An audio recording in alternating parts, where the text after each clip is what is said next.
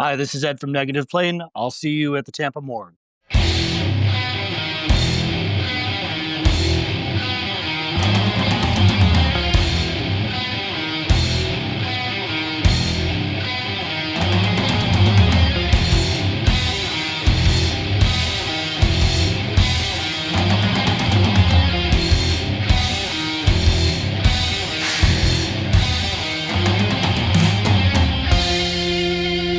On an open station in the month of May,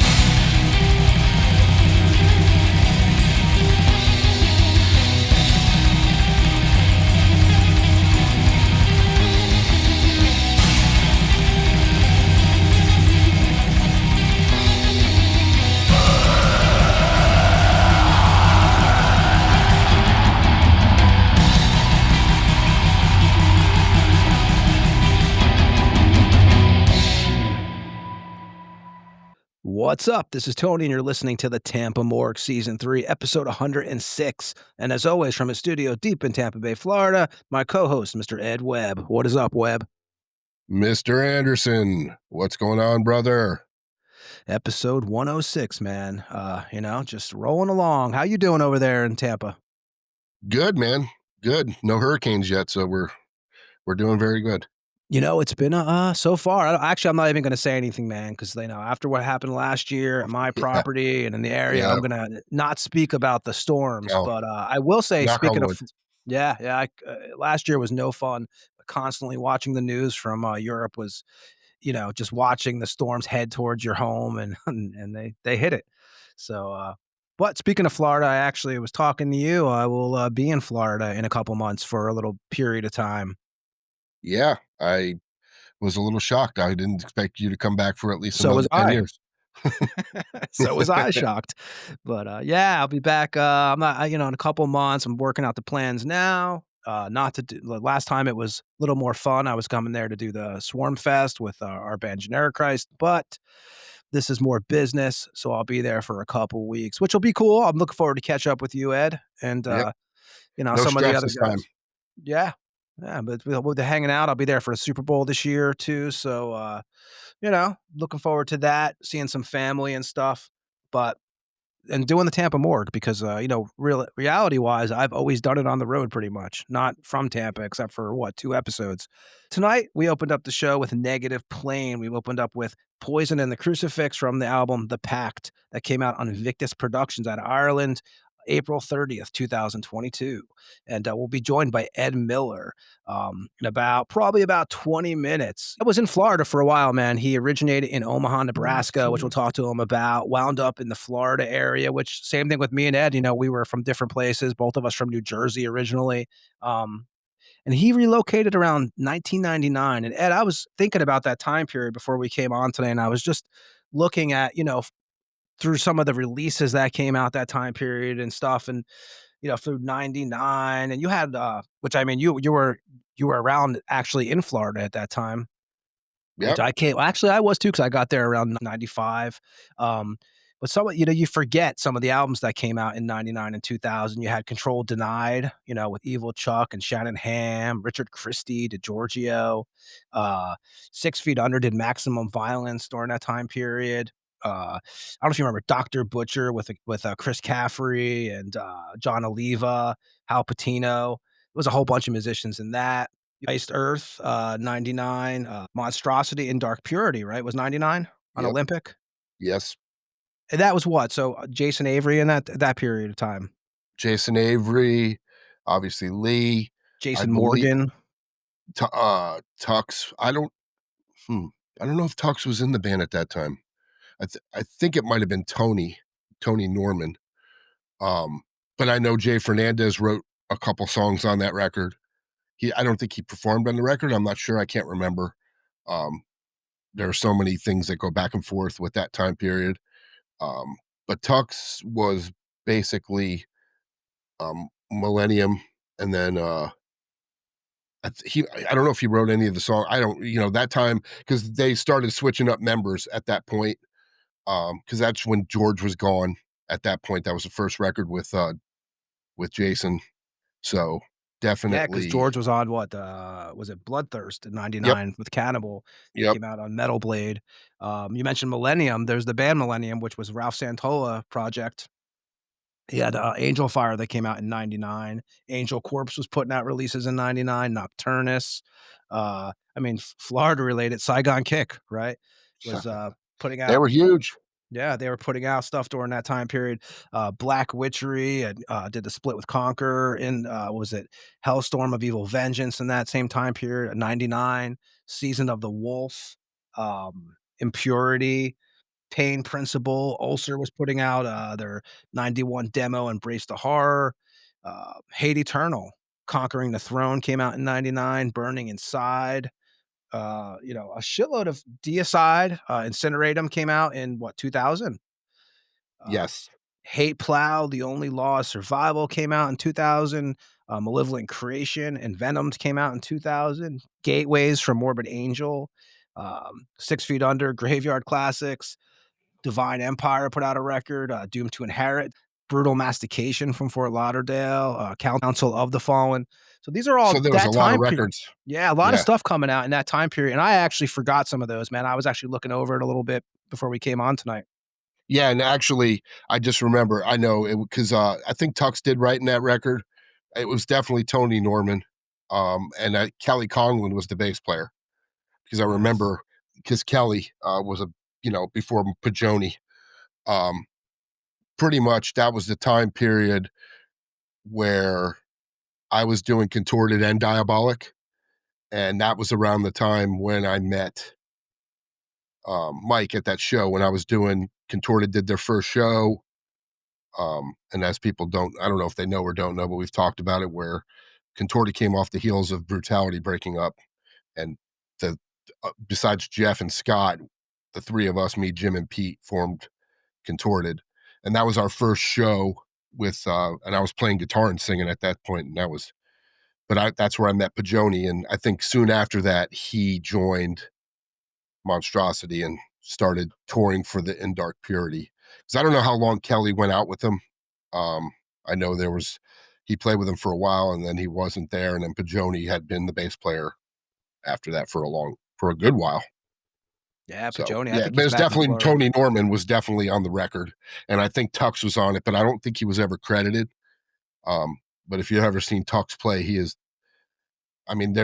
Lee sent me a video a couple weeks ago from the Brass Mug in like 97 with Corpse Grinder, 96, 97. I remember being at that show. As a matter of fact, I don't know if Eulogy played that show or not. I can't remember. But holy shit, man. That dude was playing those songs and he looked so fucking effortless playing. And if you ever want to know, those songs are not easy to play. They're not. You were talking about Tux. Was it the last episode or the one before that? Might Yeah, have been the one of last the one. episodes, but he's definitely, he's a phenomenal player. It's just one of those guys that when you run into him, kind of like Marco, they just can play, and you're just like, it's just fucking mind blowing.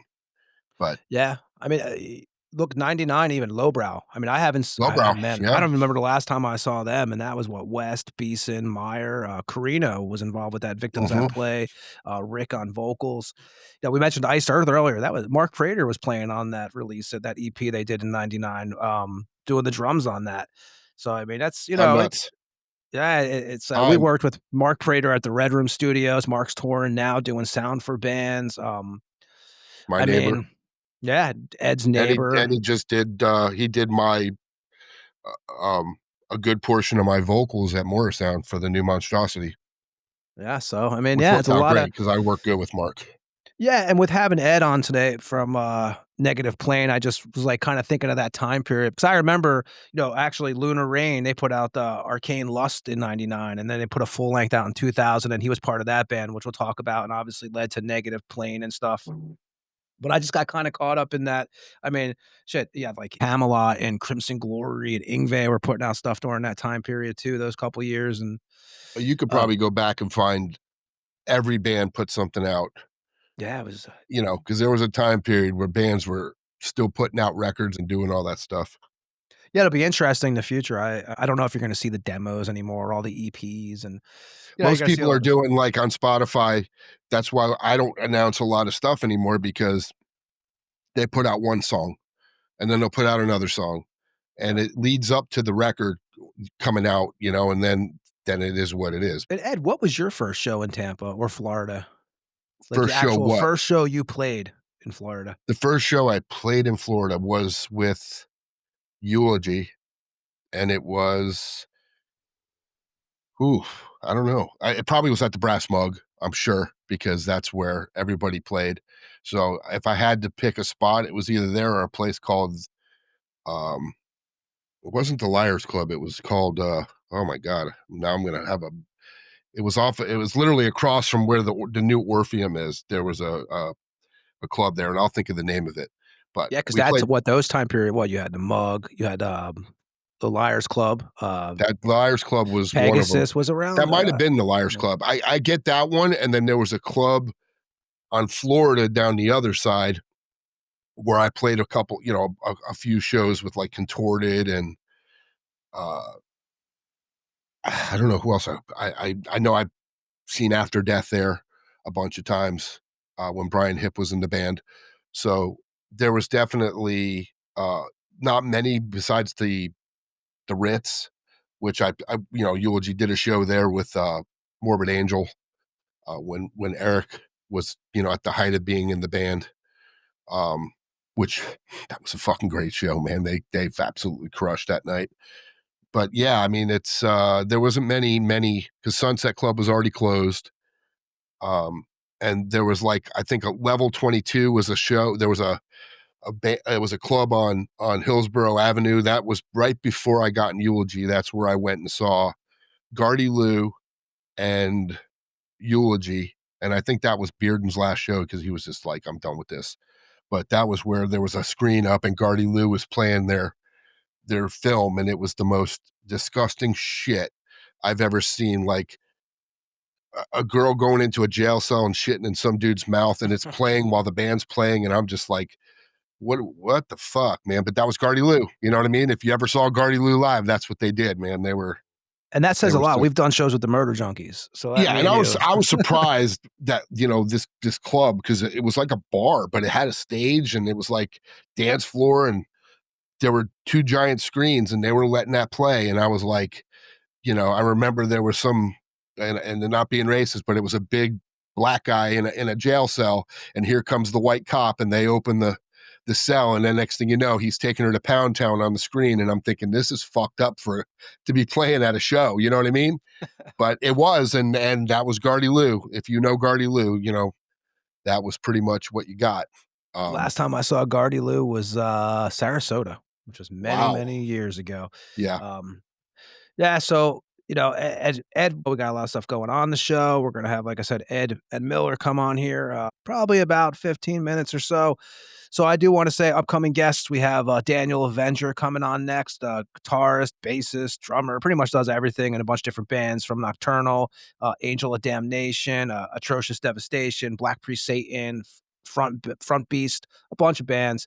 Then we have Vincent Crowley coming on after that, the week after, from Asheron, Vincent Crowley Band. We've had Vincent on the show before.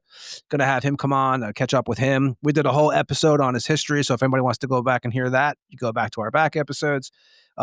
We've been busy. Like I said, we had Eric from Goat Seaman on a couple weeks ago. We had Infernal from Disaster come on here. Alessio from Violenter, Sergeant Salston from Deathhammer.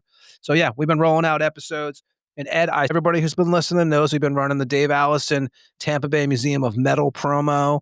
Every episode for him, that's going on in Tampa. Ed was out there last year. He'll be out at this one too if he's in town.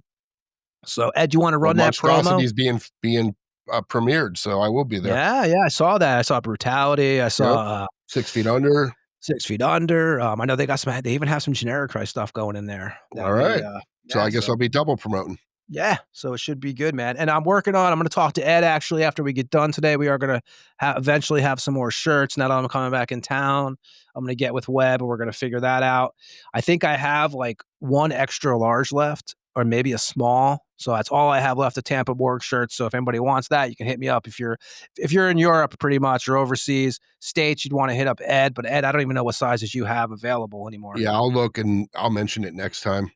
I'll go through my pile and see what I have left. It's amazing. Not many though. No, not many. Yeah, so I only have the 2, the extra large, and I think the small. So, but yeah, that's our upcoming guest that we have coming up. We're going to run the promo with Dave, and Ed will be back after that. We're going to talk about the musicians who passed away, and we're going to talk about releases. But first, we're going to play the promo for the Tampa Bay Museum of Metal. What's up, Tampa Morgue listeners? This is Death Metal Dave from the Tampa Bay Museum of Metal. And I'd like to ask you to join us on February the 7th at Magnanimous Brewery, Seminole Heights, where we're going to have a killer display of Florida metal history. Backdrops, guitars, drums, clothing, you name it, we're going to have it. And it's pretty freaking cool, man. Come out and support the metal and drink our Tampa Bay Museum of Metal beer. And always listen to Tampa Morgue with Tony and Ed.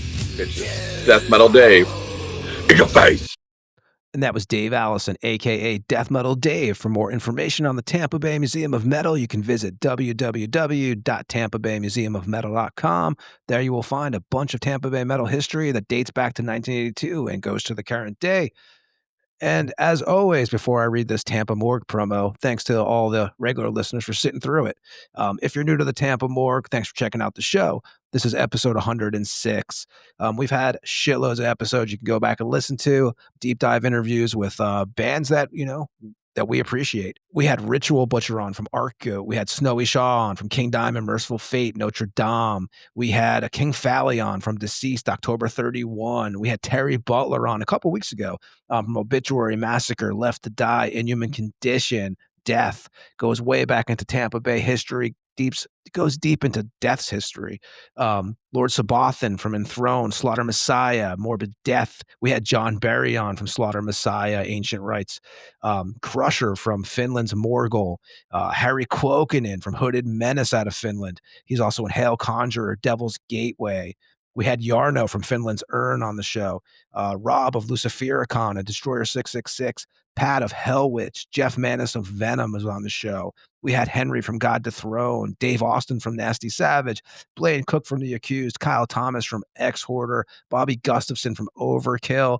We had the guys from Witch Trap out of Columbia on. We had Gene from Angel Corpse and Perdition Temple on the show. Dawn of the Dead from Nunslaughter, John Gallagher from Raven. We had Lee Payne on from Club and Hoof. A whole bunch of old interviews you can go back and listen to. And, you can find us anywhere you listen to your podcast, on streaming sites. We put the audio on YouTube. You can contact us at thetampamorgue@gmail.com. We will respond to you, or visit the Instagram page. That is the place that we keep updated most.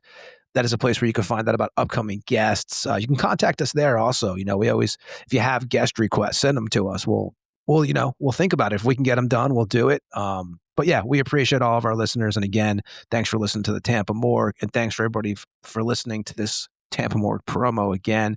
We're going to do what we do on this show. We always try to honor the musicians who have passed away in the last week or two. And again, we always try to pronounce the names right, so we apologize if we do not. So we're going to start out with Rodolfo Perla, a vocalist for the heavy metal band out of El Salvador named Cofre. He passed away. Rafael Maranio, a.k.a. Rat, a French musician, 33 years old. He played with Suicide Circle, which is a black metal band out of France. I know Will from Mutilation was also involved in that at one time. Necrocult Apocalypse, More Goliath, Vomit Church he was also in. He passed away at the age of 33 for suicide. Ronaldo Vergara, a Chilean drummer from a Chilean black death metal band named Gorhoth. He passed away. George Diaz Jr., a.k.a. J.D. Evil, vocalist for Brazilian thrash death metal band Predator, 53 years old.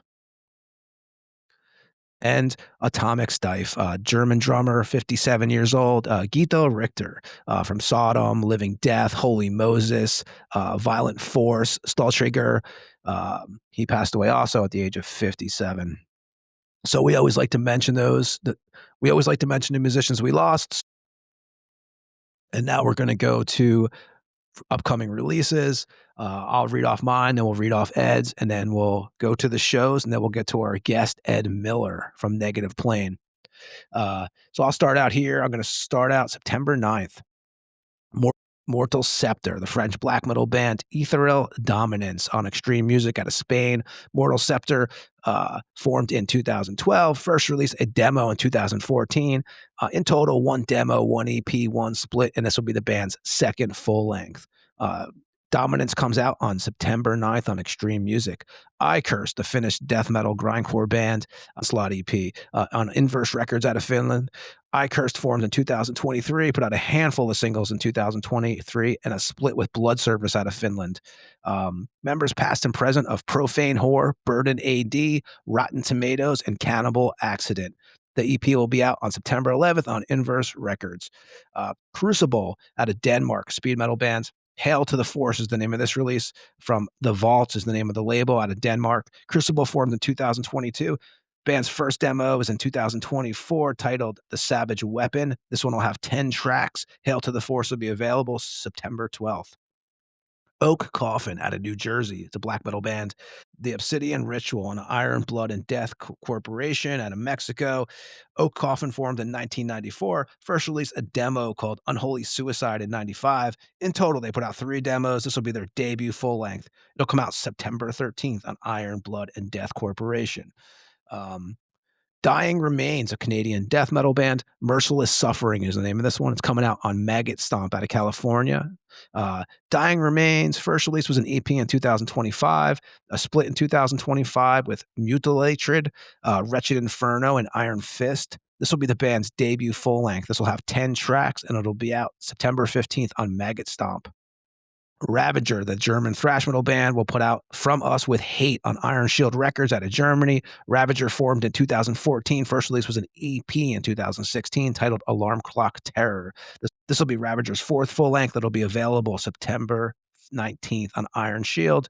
And one more, Sadistic Goat Messiah, German black thrash metal band. Violence is the name of the release on Dying Victim Productions. Sadistic Goat Messiah formed in 2012. First released a promo demo in 2019. They actually put out 2 demos in 2019. Also put out Witchcraft, Intercourse, and Blasphemy, another demo that came out that same year. They've released 3 demos in total, also 4 splits and a comp in 2024. Violence will be the band's debut full length.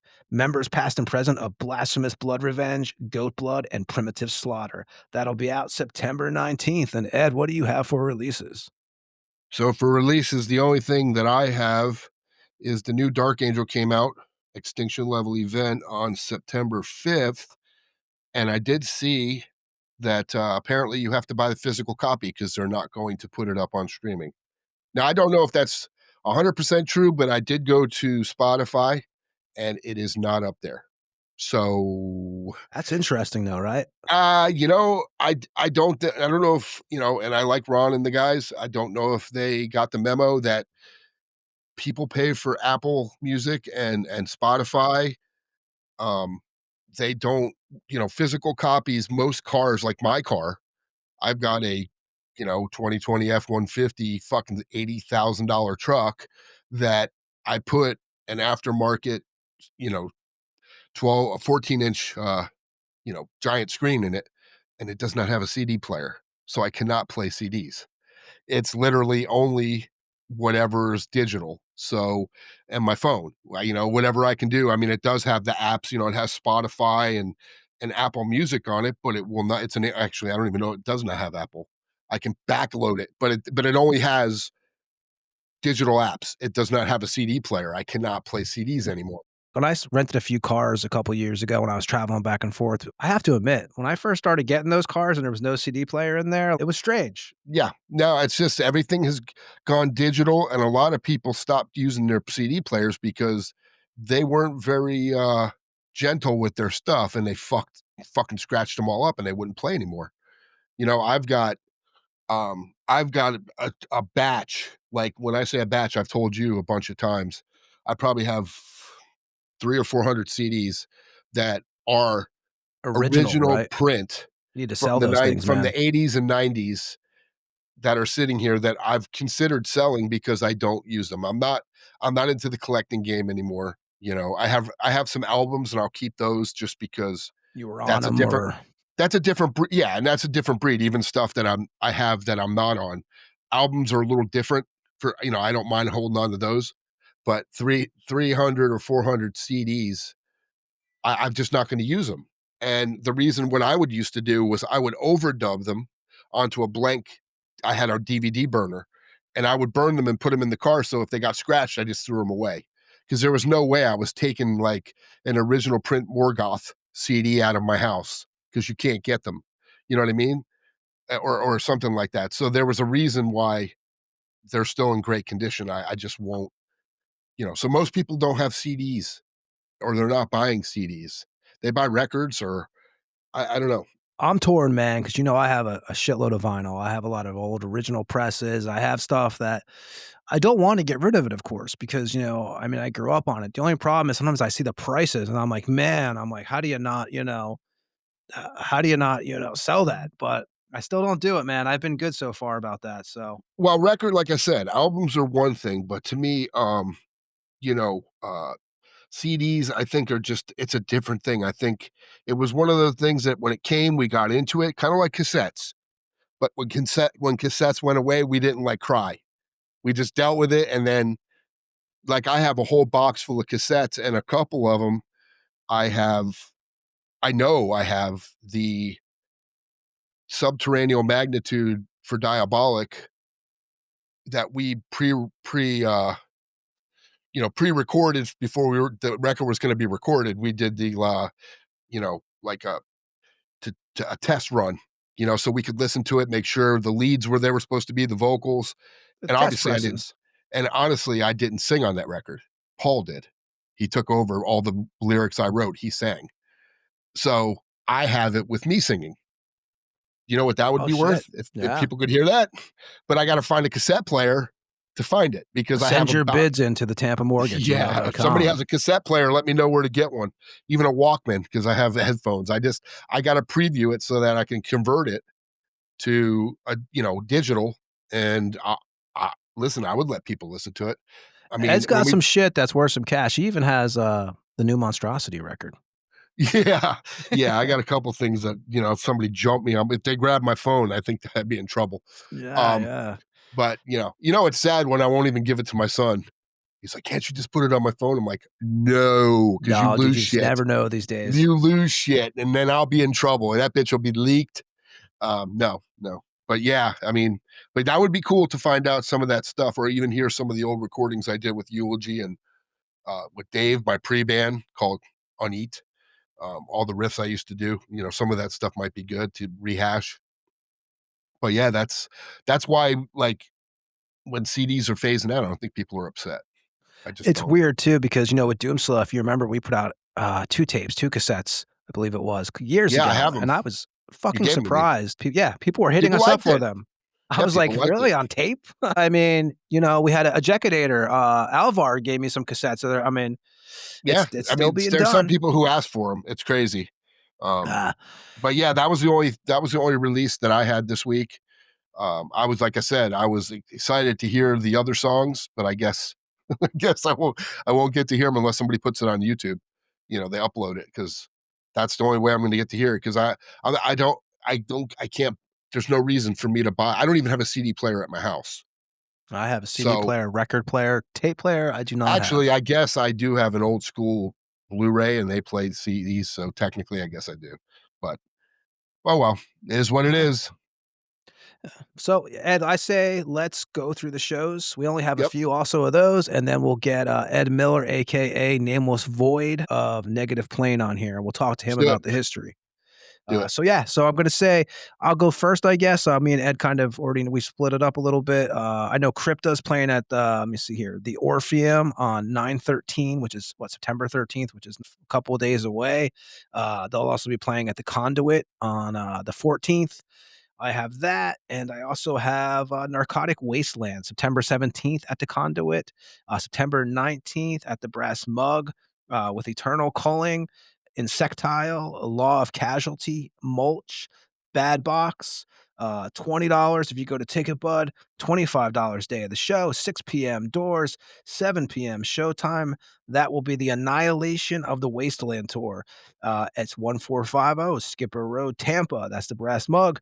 And that's what I have, Ed, because we're going to be back next week with more shows. So the day before the Crypta show, the 12th at the Brass Mug, is United Forces. Billy Milano doing his SOD. It looks like featuring Billy Milano and Mike Fury of MOD, Josh Gibbs and Ryan of Malevolent Creation, with Smash 'Em Up, Three Knuckles Deep, Syndicate, and Precipice. So should be a blast. I have on September 16th at the Orpheum, Dark Angel, Sacred Reich, Hyrax, and Void. It would be cool if Violence was on that one, but they're not. So yeah, that's going to be a great show. I will be at that one. You can bet I will be at that show. He'll be tying us down our Sacred Reich interview. Yeah, I can only hope. And then one more I have. It's actually coming a little later, but I'll go ahead and mention it now just because I had it up. on October 4th at the Orpheum. Vader, Cataclysm, Malevolent Creation, and Skeletal Remains. That is going to be a pretty brutal show, I have to admit. There's a lot of good shows coming up. I've been seeing Carnival of Death tour is what they're calling that. But yeah, Skeletal Remains, I really dig the shit out of them. I always told you, I think that guy sings like Martin Van Drunen. He has that voice that has that old school Martin tone, which that Pestilence / Hail of Bullets, even early, he just has that Martin Van Drunen early vocal. You know what I mean? I like it. That's just me though, but, and of course our boy Ronnie and Malevolent Creation with Jesse. Cataclysm's killer. I've played with them a ton of times. And of course, fucking Vader. Talk about old school fucking Polish Vader. Brutal fucking metal. It's amazing that they're still ripping. And I saw in January, which I was going to try to be there for the show, but my daughter's birthday is like 2 days afterwards, so it's not possible. Deceased and Nunslaughter. Oh, yeah. I'll definitely be there. I'm going to go hang with Kim Fowley. Yeah. Oh, it's at the Conduit? I believe it's at the Conduit. There may be a Tampa date. I only saw the Conduit flyer, because I was kind of like, damn it, man. But yeah, because last time Nunslaughter played, it was down, I think. Conduit. Sarasota. No, the last time they played at Sarasota too. I know they played the Conduit. Yeah, because I was like, I didn't want to drive down there for that. Yeah, they'll be back in town, so we'll announce that when it gets closer. Ed, I say we get Ed on here. The other Ed, Nameless Void is his name in the band Negative Plane. So what we'll do is we're going to play Negative Plane. We're going to play Advent of the Beast from 2006, and we'll get Ed Miller, a.k.a. Nameless Void, on here. We'll be back on the Tampa Morgue after this track.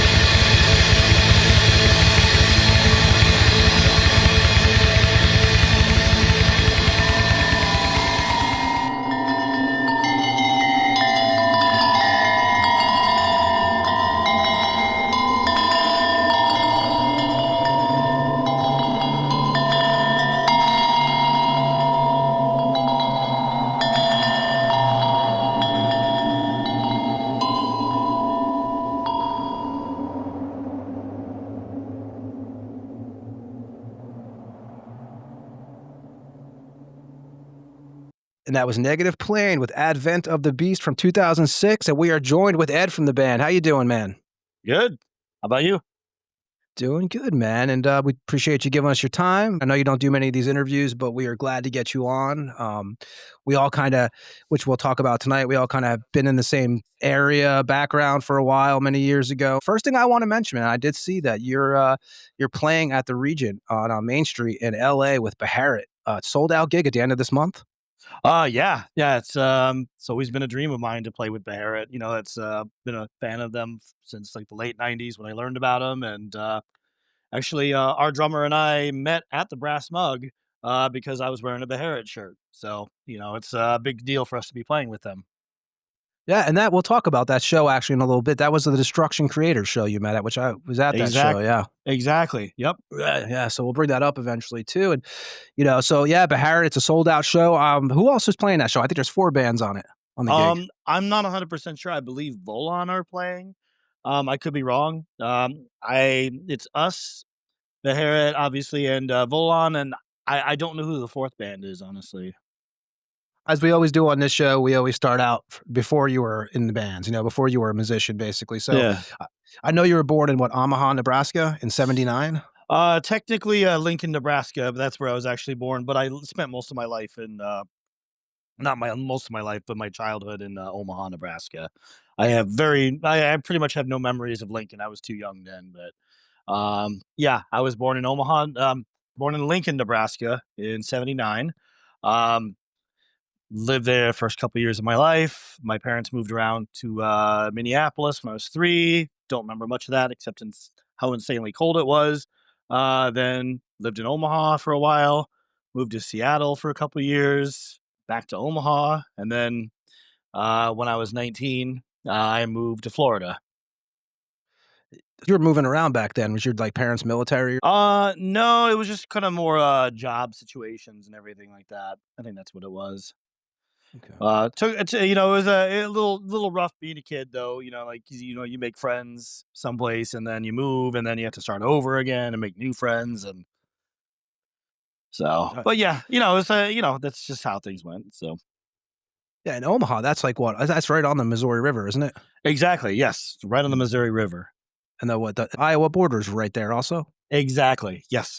Do you remember, as a kid, man, obviously we're not talking, Bathory or anything like that, but do you remember the first piece of music, whether it been one of those Star Wars audiobooks or whatever, the first piece of music that actually caught your attention as a kid? Yeah, I had those books too. Yeah, I think everybody our age had that, But yeah, I remember. I don't know. I was my parents my mom had that Boston album. I still don't know what it is. The one with the spaceship on it, and I really loved that. I remember I was mainly just I heard things on the radio. I heard things like Heart and Pat Benatar and Scorpions. There's just it really wasn't anything conscious. It was just whatever was playing on the radio at the time. I definitely wasn't saying, oh, let me go look for underground bands. Obviously, you're 5 years old, 4 years old. But yeah, that kind of stuff. Yeah, I think I remember. There was Aerosmith would play on the radio too. I remember really loving them, and like said, Heart and Pat Benatar. I remember those were some of the earliest things. Journey, I was like, but when you're a little kid, you're like, oh, this is pretty. Everything's pretty exciting to you. But yeah, I heard all that kind of stuff and just all of that. I think I was at the age where all that kind of stuff was new and always on the radio and everything, and it had yeah, I would say it certainly had an impact on me later on as far as stuff I wanted to listen to and play as myself. Yeah, because you guys had, I think you had the rock and roll radio there. You guys had 105.9, the rock and stuff like that. You guys had a decent amount of stations out there. The Edge, I think, was eventually The Edge, yeah. The Edge and stuff. And I had heard, the 1991 Black Album was obviously your introduction kind of to metal, right? And but were you into that album when you first heard it, or was it just kind of pretty much where you were kind of understanding about this heavier than what you were hearing? It wasn't Huey Lewis in the News, and it wasn't Journey and stuff like that. Yeah, no, I mean it was at that time I still, people would ask me, "Oh, what's your favorite kind of music?" I don't know. It's or what's your favorite band? I have no idea. It's I don't music wasn't really like a a giant focus in my life. It was, but yeah, no, I heard that it was, I mean, it was everywhere, it was just, and then they're like, oh, well, this is supposed to be heavy metal, and then I'm like, I don't know. It didn't, I was like, well, I guess I might like, it didn't excite me. It was just one of those things like, well, I guess it's heavy and I should be into this because this is what everyone else is, it's trying to fit in and everything. But yeah, I did hear that. The album that really, really actually got me, like, said, "I wanna be a metalhead, I wanna listen to heavy metal," and was Ride the Lightning. I heard that. That changed my life. A buddy gave that tape to you to check out? Yeah, it was just some kid in school who was just, who was like, "Oh, you like, Metallica?" I'm like, I think I was, like, pretending to like Metallica to fit in, but I didn't really. I didn't actually like any of that stuff, like it was just one of those like, "Oh, okay, it's alright." But, yeah, someone's like, "Oh, you need to hear this one, you need to hear their older stuff." And yeah, that's how I heard Ride the Lightning, and then I heard Kill 'Em All after that. Yeah, you went backwards, and that's kinda, I mean, I'm a couple years older than you, man, and Ed too, and when I heard the Black Album, I did not like I heard Enter Sandman, I knew it was all downhill, I was like, "What the," because you Yeah. knew those previous albums, so I remember when that video was actually first premiered on MTV. Do you remember the first record or tape that you actually personally owned? Ted, I should try to remember. I think it was probably like Master of Puppets. I think it was like that. I think it was that album. I don't remember because I tried to get things all at the same time. It was the first thing I was like, "Oh, I need to get more of these things," rather than just like, "Oh, yeah, it's just maybe I could, get a copy of something." I get it, but I think it was Master of Puppets. Did you guys have some decent stores near you, like record stores? Because where it was a whole different time period than it is now, where there actually was record stores in the malls and stuff. Well, at the time, I mean, I was like out in the I definitely didn't go to record stores at like until a little bit later because I don't know, I was like 8th grade or something. So, I think I just went to a Kmart and found it. Ah, they used to have the music sections in there, that's right. Yeah, no, they had Metallica. I remember they had Kill 'Em All with the extra bonus things. They had like Blitzkrieg and Am I Evil on it. And I Yeah, remember, yeah, and I found that, yeah, I'm pretty sure, yeah, I found that in the Kmart. and what was the first, show you attended? Shit, what was the first? Well, my like besides the things like my parents took me to in the '80s or whatever. Actually, the first extreme metal show that I remember seeing, I think it was Mortician playing in Nebraska. They played. I mean, I wasn't like like a diehard Mortician fan or anything like that, but it was extreme and enjoyed. And then if you lived in the middle of nowhere, where I did, you would go to see anything. Yep.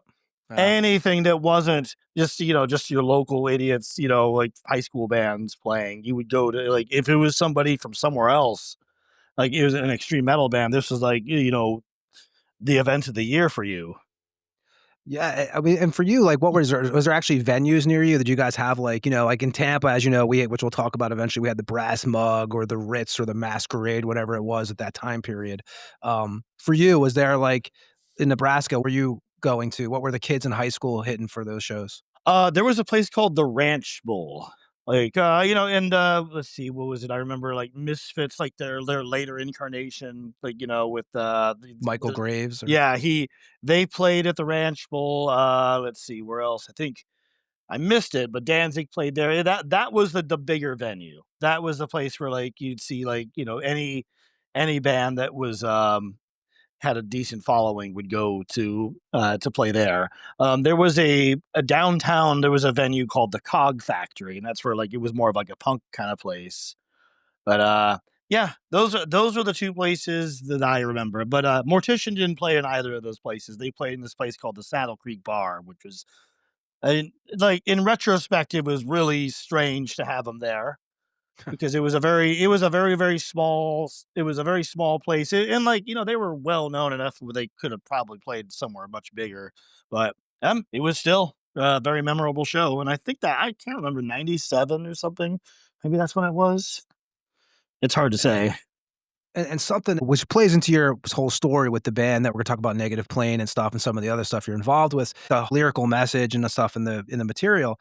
But you also come from a very religious household. You guys were Yes. actually a family that was very involved in the church, actually. It wasn't just go on Sunday and then just go back next Sunday. You were there during the week, right? You had to go Yep. to the special classes, the special little get-togethers. You know it. Exactly. Personally, for me, I just remember it was like torture. I mean, what was the experience for you as a kid, and how were your parents at least like? Were they the Bible thumping one parents, or were they kind of like had a little bit of an open mind? They had a little bit of an open mind. I mean, it's like I don't know. My parents, they kind of straddle the line between like tradition and like good like Catholic values. Like this is on my mom's side, honestly, because my dad is evangelical and my mom's Catholic, but my mom is the one who's like we went to church always with my mom and everything. And not they have a set of they definitely said, okay, this is how it is, you being Catholic and everything. But I think there were some moment there were definitely some moments where they said, no, this is where they would like encourage some critical thinking with it too. So yeah, it was. But yeah, my experience, I hated it at the time. I really did. I just hated. I thought it was so boring, so repetitive. Like, Sunday, I would always pray for something so I didn't have to go to church on a Sunday, like to get sick or something like that. Yeah. Did you start getting, which I'm sure as your parents probably watching you get into these bands and stuff, but when do you start getting into the more extreme bands like the Slayers or the Venoms or the Morbid Angels? And are they like, oh shit, it went from, like you said earlier, Journey to like, fucking Venom.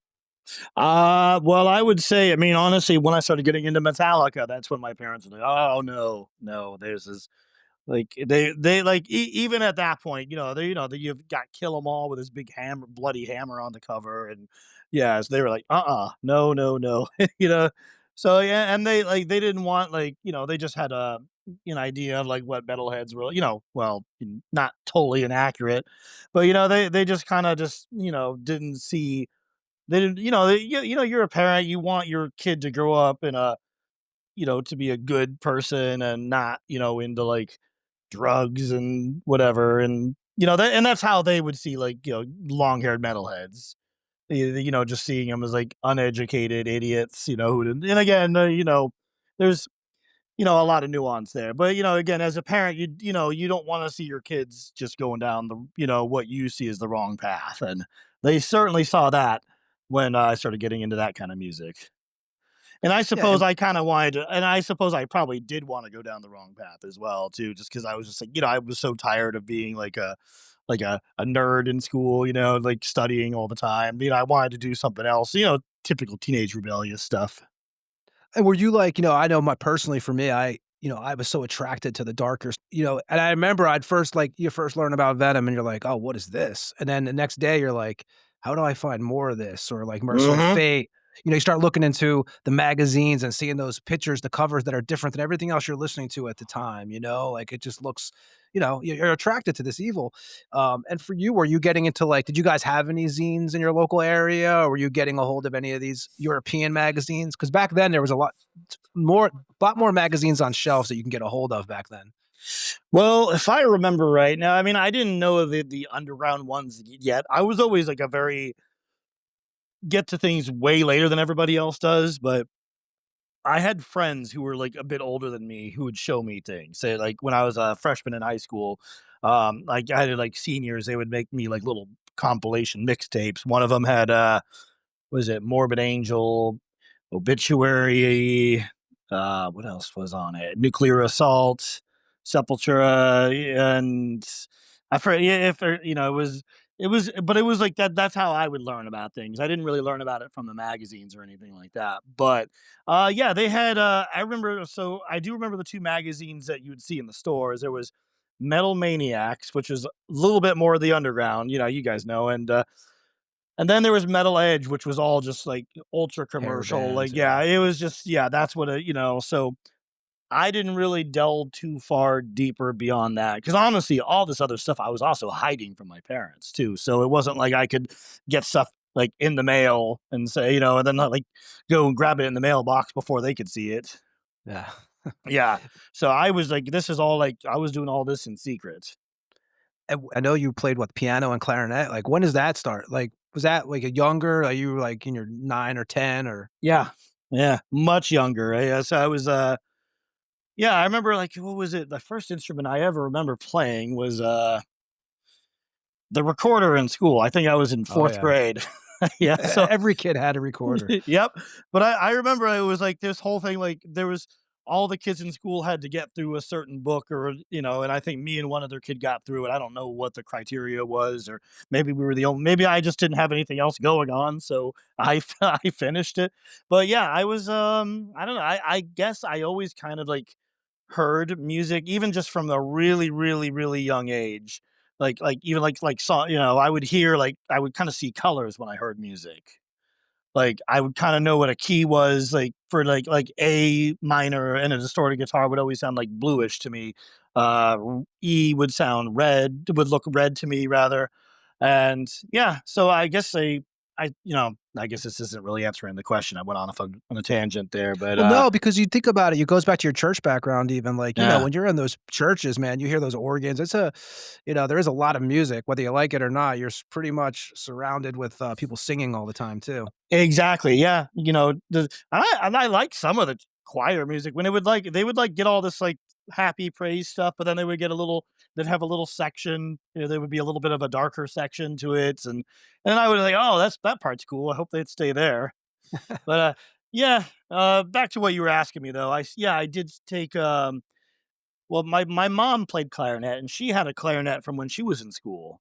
And she's like, and then my parents were, well, we're not going to buy you an instrument. You're just going to play the clarinet. I think also just my parents just didn't have as much money at the time. So, me being like, an obnoxious 9-year-old kid, I wanted to play the loudest, most annoying instrument I could. So I was like, oh, I want to play electric guitar, or I want to play drums or something. Like, oh, well, you're not going to play that in the school band. You're going to play the clarinet. But and again, I didn't appreciate it at the time, but if I could go back, I would go and say, "Oh, yeah," I would actually take it a lot more seriously. And I started learning piano at the same time. Yeah, and so you start with mentioning guitar, so your first at age of 15, you finally talk your parents into letting you take guitar lessons. Yes. Is that the first time you picked up a guitar? No, I tried, it was like I think it was like when I was 14. So my dad, he plays, guitar, in the church and everything, and he has acoustic guitar and he plays like, like more like folky kinda stuff, but, yeah, I used to just see his guitar and I would just try to I would try to play something on it and ask, "Oh, how do you do," and then but again, it was something I couldn't really like say, "Hey, I wanna play this Metallica song," or anything, so, um, I remember trying to teach myself how to play, like, what was it, like AC/DC, Dirty Deeds Done Dirt Cheap, but I remember trying to do it with full chords on the guitar because I didn't know about power chords. So I remember I was like, "Man, this is I was like, "Okay, I can play this." But then I tried to play Iron Man by Black Sabbath, and then the like, I was like, "Man, I can't switch chords that quickly. I'm never gonna get good at guitar. I suck." So I was trying all that, like, that teach yourself guitar because they didn't have power chords in that book. It was all, like, a G chord, a C chord, an A minor chord. That was the kinda stuff. So guitar lessons, the one of the things first things I learned in guitar lessons was what a power chord was because I was just so obsessed Changes with being everything. I was like, "Oh, this is how Black Sabbath does it. This is how all these bands do it." I was so, so happy I learned a power chord. A lot of people just learn the basic stuff first. You kinda did the reversal on that. You started doing the pentatonic scales before you actually learned how to do the basic riffs. Yeah, I think this is just some I have a very impatient personality, and I like to skip to the end of things, it's not to I don't like to do things in the proper order I'm supposed to do it. So, I wanted to, I was like, "Well, solos are cooler than playing rhythm," so I just wanted to so I think I immediately tried to learn how to play solos instead. That's, So I just wanted to go up and down the pentatonic scale really fast, and it sounded like garbage at first, but eventually you start to, make it into something that actually sounds like a solo, but I did learn lead before I learned proper rhythm. and early on, who are some of the are you do you have guitar influences back then? Are you starting to, like, find guys like, "Hey, I like Randy Rhoads," or, "I like this guy." What is the first song you actually learned how to play? War Pigs by Black Sabbath. I think that was the first one I learned all the way through. And yeah, Tony Iommi, he was my hero with that. Because well, I wanted to play like like I had another friend who was like really into Van Halen, and like he showed me how to do finger tapping, and I liked it. But I think like Tony Iommi felt a bit more like it felt less flashy, and it felt a little bit more honest to me.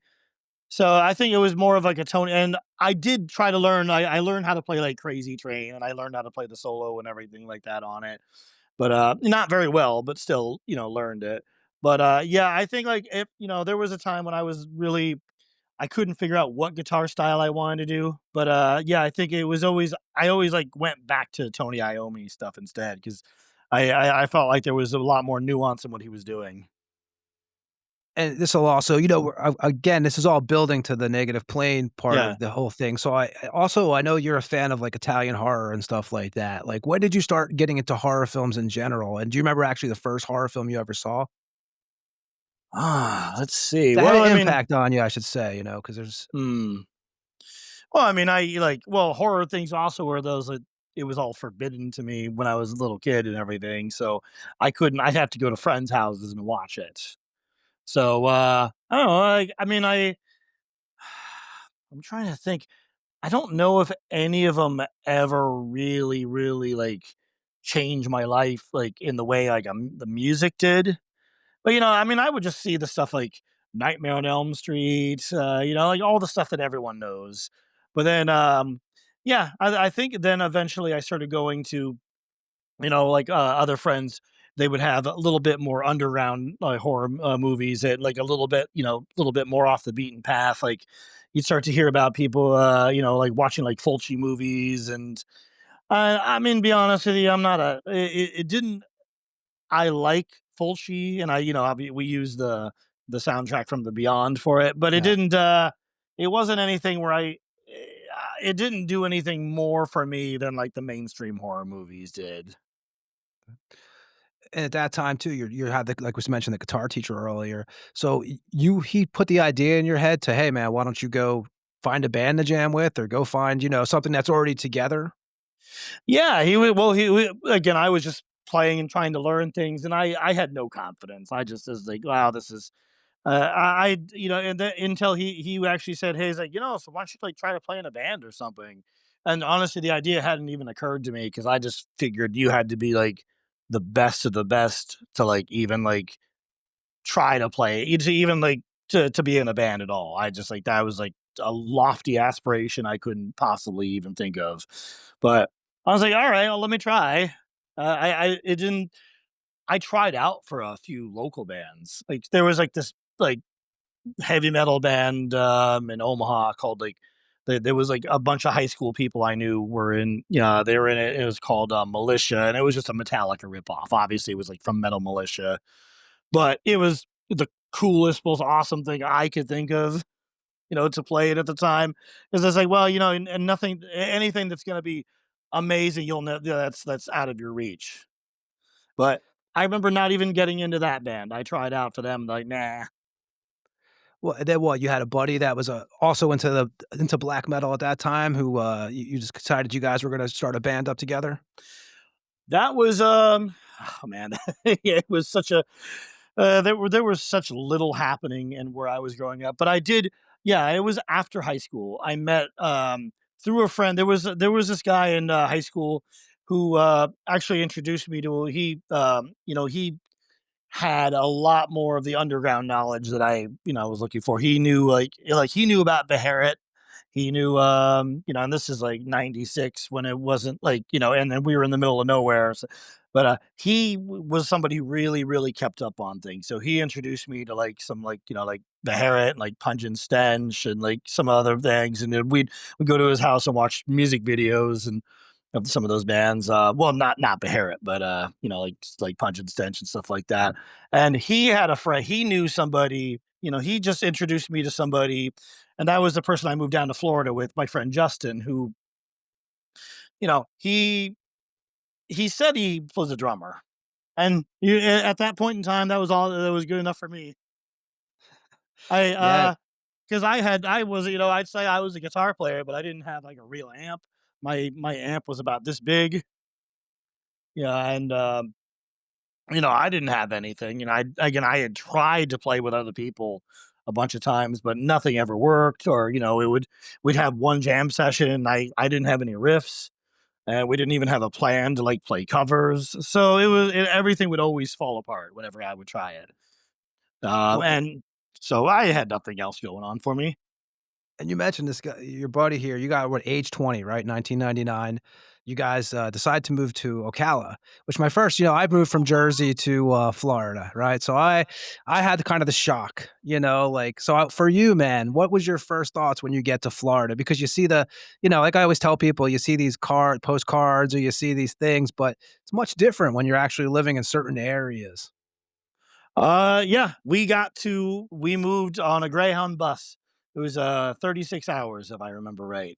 We just took every one of our possessions on the Greyhound, and we April 1st, 1999 is when we arrived in Florida. I'll never forget that date. Like And it April was Fool's just Day, right? April Fools. We were in Ocala. We got out of the bus. It's insanely hot. It's just like you stepped into an oven. And I think the person, like the girl he was meeting there that we were going to stay with, who had promised us, "Oh, I know all these guys. I know the Morbid Angel guys. I know I can find you guys a band, no problem." And it was, all lies. And I was like, "All right, cool. We're gonna go to the beach now." I think we were like, "Hey, let's go to the beach and have fun." And well, oh, that's like an hour and a half away. And it's like, "Could we go?" Well, it's a long ways, and it's well, where the hell are we? Oh, we're in the middle of the state. Yeah, I again, I had this such we had such idiotic, naive ideas about Florida. It's like no research, no thought, no. I don't even think we looked. Yeah, we definitely didn't look at a map at where we were going. We didn't look at where it was. Like I don't know. Oh yeah, there it goes. We're used to Nebraska, where the anything that's like 2 hours away is like practically next door for us. I know we mentioned Morbid Angel, of course, but are you into like, I know myself when I kind of had this idea when I moved to Tampa. I was listening to the Deicides and these bands, and the Morbid Angels, Obituaries, etc. Were you already into like into these bands, and thinking like this is what are they, the land of milk and honey or whatever they Yeah, call it? that's exactly what I thought. I was like, "Oh, this is where all this stuff happens. This is where." I mean, I was at least aware enough where this is like, okay, well, maybe these guys aren't making their best albums now, but still, this is. I mean, when you come from the middle of the country, when you come from middle of nowhere, this is you just expect that. Oh, there must be so many musicians, so many bands. Like this is because trying to do our own thing, trying to start things up over where we were at was never going anywhere. And is this where I don't know the whole story, but so you're at this you're staying at this chick's house, right? With your buddies. I guess you met her probably the AOL chat rooms back then or whatever they were. Um, so you move down there, and is this where you meet Matt, which I remember Matt from, Spectral? Is this why you start getting involved with the guys from Lunar Rain? And how does that happen? How do you first get acquainted with some of these dudes? So yeah, that's pretty exactly how it happened. Moved down there. I'm staying at this chick's place, and she's already annoyed that I'm there. Like it was basically I was just part of the, if yeah, I was part of the package, but she just was interested in my roommate. Didn't want anything, she's like, "Oh yeah, he's nice, okay," and then, "Oh okay, is he still here?" This is like a month later, and I'm like, "Well, I moved down here. I can't go back now," and you know, um, so it was really, really awkward time. So I wanted to get the hell out of there. I was like, "What did I made such a huge mistake. I had a job, I had a place to stay over Are in you thinking Nebraska." I'm going to go back to Nebraska at one point in the back of your head? Yeah, I think after the first week, I'm like, "Oh, I made a huge mistake. Okay, let me go see what if I can stick this out." And yeah, then so her ex-boyfriend was Matt. He came to like pick up something from her place and like to confront my friend. He's just, like try to, I don't know, do some alpha thing. I don't whatever it was. Yeah, whatever, it doesn't matter. But anyway, so he came over to get, and then he saw I had a guitar. He's like, "Oh, you play guitar?" I was like, yeah.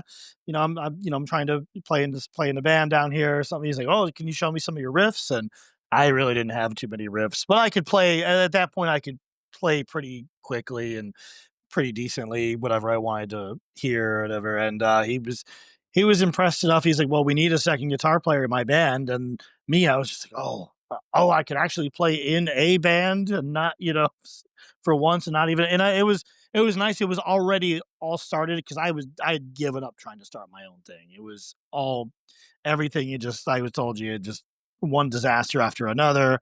I My friend I moved down there with, by the way, he said he was a drummer. He he He's I've not a never drummer. he well, I think he might have played drums once, but he didn't have a drum set. So it was just forever like, "Oh yeah, we're playing in a band." "Oh, where's your band?" Yeah, I have a well, he doesn't have a drum set. My guitar amp is this big.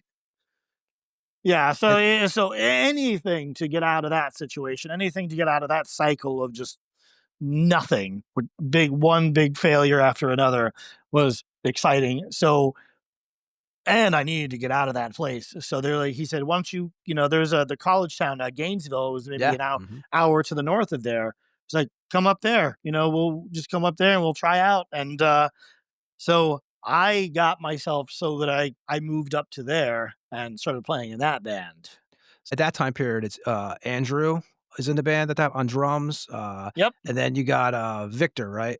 On exactly. bass in that band, yeah, so you Yep. guys are doing that. Are they sending you tracks to learn before you get there? Like Lunar Rain songs, or No, you just no, I'd heard a 4-track demo, and I mean, the 4-track demo I'd really liked. It kind of sounded like I didn't know, I hadn't known about Vlad Tepes at the time, but that's what it kind of reminded me of, like some of those like those Black or yeah, yeah, Black Legions or yeah, those Black Legions bands. It sounded like yeah. that kind of like that Vlad Tepes demo a little bit. I mean, that was at least like that's at least my memory of it. I haven't heard it in a really long time, but it was again better, more exciting. And it was something. Going from nothing to something was great. So I Well, and you went were the and young one in that band, weren't you, at that time period? Those guys were a bit older. yeah. So Matt Spectral was like 26, 25, 26. I was still 19. Um, I think like Victor and Andrew were 2 years older than me, so they were a little bit younger. But yeah, it was still like it was still like everyone's like, you're the baby. It's the guy coming from the middle of nowhere. They gave me a bit of a hard time, but that's how it goes. Yeah, I was gonna ask you, like, what was your first when you guys first have the first rehearsal where you're, jamming with them, first of all, where you guys jamming at early on, and, how was was it you guys click right away? Um, I mean, I think like I think the other two guys were a bit annoyed that I was there. Like that, like because I think they were like, "Oh, why is he bringing this guy here?" So I don't know if we clicked right away, but I was just determined to get out of my situation and to make something happen. So And I when you tried to do whatever I could to make it work. and when you start jamming with them, I had read some previous press you've done, and you were kinda, like, frustrated because you had a lot of input you wanted to put in, and it was pretty much like you were the new guy, and the input was kinda they only took little bits of it, if that. Yeah, I mean, there was like in retrospect, I mean, I should have been a little bit, more respectful of the fact that it's their band and everything. It was just, I think I just had such a huge amount of, I was so enthusiastic that I was like, "Oh, I'm finally doing something," and then I think I wanted to force my ideas, a bit much, and I could have gone about it a better. Like, but again, I was 19, I was immature as hell, so yeah, it was their band, but I liked that 4-track demo, and then we recorded something else. Um, 99, right? You guys, yeah. did the 5 tracks with you guys did at the Cryptic Winds, dude's house, Dev, in Ocala, and you were not a fan of that demo. Well, that first demo was alright. I mean, it was just he like I so that 4-track I'd heard that was really, really raw sounding was kinda like it wasn't like a stylistic or artistic choice. It was just raw because that's what was available. It wasn't like, hey, we want to make raw, mean sounding black metal. Turns out a little bit later on, what I learned is he actually wanted to make really commercial black Because metal. Matt was really into the Norwegian scene, wasn't he, at that time? He was, I mean, he like anything that came out of Norway. I learned this later on. It was just anything that they were doing. He'd say, now we should do that. Say, oh, hey, now they're singing, now they're doing this Y2K thing. Let's do that. Hey, now they're doing industrial. You know what? We need to get it. Like, let's not have drums anymore. Let's have a drum machine. Let's do industrial too. It's just everything that they would do. He would say, "Hey, I want to be modern. I want to be like, with the times." He like had no respect for like any, even though he was from that time when like Venom and Bathory would have been around. He just didn't care about any of that. Well, you mentioned that drum machine too. I know what, was it Andrew left, right? 2000, and that's when you guys started putting in the drum machine? Yeah. So Andrew is a very good drummer. He's really good. What would happen though, it was just really frustrating because we would play a song one way with one thing and then but he would change the drum beat. He was like so free form with it. So he would change it and we'd all adjust to it. And me, Spectral was, that he wrote the songs and he was, he'd been in bands way longer and he was way more experienced than me. I was still very, very new, but I wasn't skilled enough to suddenly be able to like adjust to everybody. Like if you played a riff with a swing beat and then you started playing it with a regular 4/4 beat and then it was like, oh well, that's how it always was. I was not able to adjust like that, and it would mess a lot of things up. So I think that combination like started to drive Spectral a bit crazy with it, and he also wanted to again modernize things and say, okay, well I want this drum machine to always do exactly what I want it to do. And I mean, at that time period, obviously you guys do another demo we'll talk about in a moment, but how's the relationship between you and Matt? Are you guys like, are you getting frustrated just back and forth and stuff? Or are you already thinking to yourself, like, I don't know, like if this is where I want to be? Yeah, I mean, it was towards the end of the year. I don't know. Again, I was already like, man, I don't really fit in with these guys, and I'm just like, well, and but I have a lot of inner conflict going on there because I'm like, okay, this is the first band I'm actually getting to play in. They took me in, all this, so I should be Am really I gonna grateful find for that. another, right? Yeah, so I was like, all right, I should be grateful for this, and this is not. But the other time, I'm like, is this what I want? Is this what I want to attach myself to? I was like, I don't believe in this. I was like, I know that there's a better way to do things. I was like, well, is there another band I could join? I was like, or maybe or maybe I could just keep going with this and maybe see if I could like maybe steer it in another direction. I don't know. It was a lot. It was definitely the disillusionment went set in pretty quickly. When you guys do that next demo, but you do contribute what, 2 tracks on that? I contributed a couple riffs. That's all. A couple riffs I'd had lying around and that I was trying to put together. But Now, I was so happy anybody used one of my riffs because no one had ever used them before. you guys recorded that analog, right? An 8 track? Oh yeah, yeah. That was the one at the Cryptic Winds guys' place, right? Yeah, the, Dev from Cryptic Winds. Yep, yep. That was it. Yeah, we did. That was a whole album. I think there was this little like this little acoustic thing, this little thing, and I came up with like a couple parts for that. I think that's all I did on that album, though. In that 1999, right? That was probably late 1999. You also Yeah. first meet Greg, right? Greg St. John, who actually eventually will talk about joins up with you in the next project, but, he joins Lunar Rain also. Yep. Because again, Spectral had this grand vision of like Lunar Rain being like one of those, really, really big, he wanted, like Dimmy Borgir kind of bands or whatever. And he had this, I was like, hey, we're gonna be a big like again, he wanted to do commercial black metal. He wanted it to be as like big and like, Norwegian as possible and everything. So yeah, he wanted, so we got a live keyboard. And The live keyboards had some interesting parts to it, I thought, but it was still like just typical like late '90s cheesy black metal like all those other horrible bands were doing, like the Covenant or Dimmu Borgir, Cradle, whatever that kind of stuff. And you start that time period though, are you starting to I know you start putting together instrumental material, right? You just, start doing your own thing on the side, and at first it's not really meant to be a band, right? It's just something you're doing and just writing these songs, and at this time, you're also thinking about leaving Lunar Rain. Yeah, because it was again, I told you I had such little confidence. Every other time I tried to put things together, it was just a big failure. So I was like, well, maybe I can just do this kind of stuff. Something totally different from this. And then yeah, I was like, yeah, and then again, it was especially once we got that drum machine.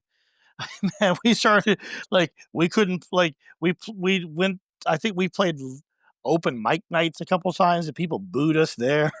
it was it was we became like the freaking laughing stock. Everybody hated us. People made fun of us. It was just, and I mean, I don't blame them. I I remember that period of Lunar Rain, though, I do remember that whole time period back then. Um, do you remember when you actually decided to tell Matt you were leaving the band? Did you give him a buzz and just say, "Hey, dude, I'm outta here?"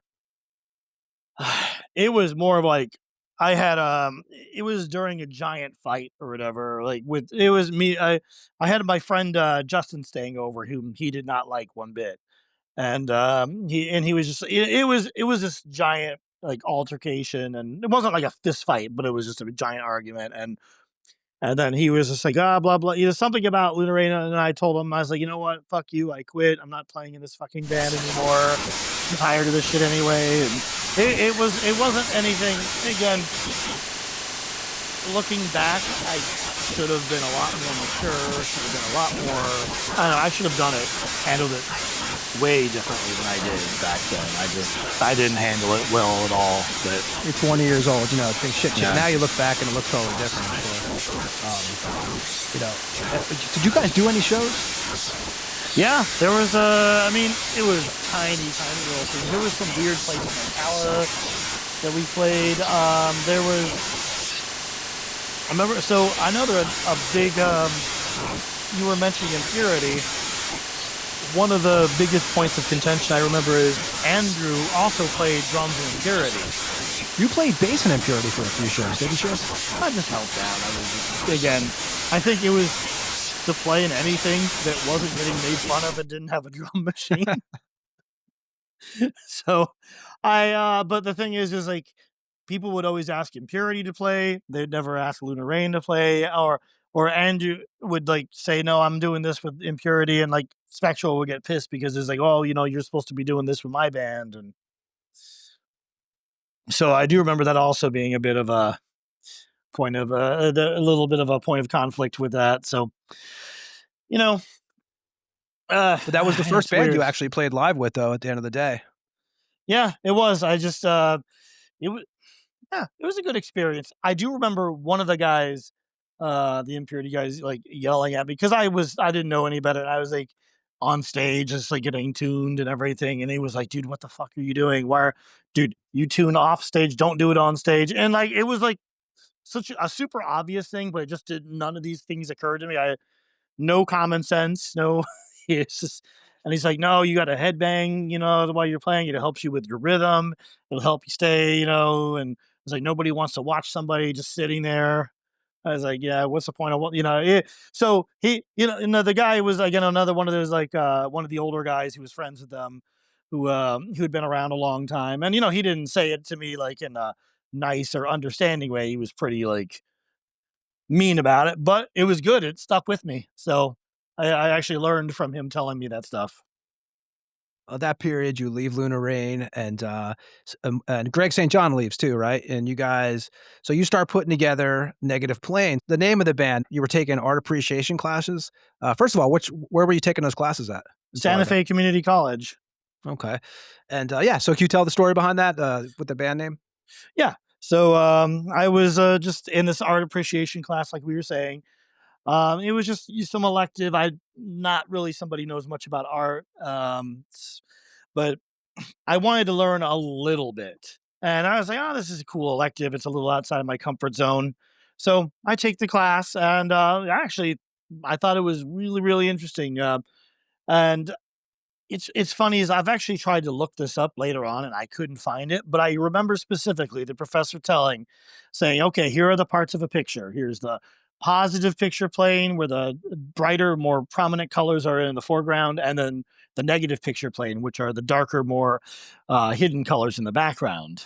And I was like, "Man, that's such a cool metaphor." And also, I was like obsessed with like really weird.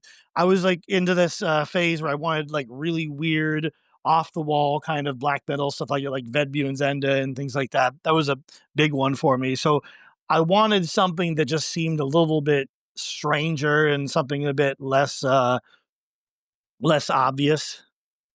So that was exactly, and again, I wasn't even making, like metal songs at the time. I was making something, I was like trying to do like bells and church organ kind of music and things like that. So I was like, oh, this is perfect. And then you and Greg start doing material for, was it Sorality is the name of the first demo you guys did, which, Yep. I know you're not a big fan of the final product at the end of the day.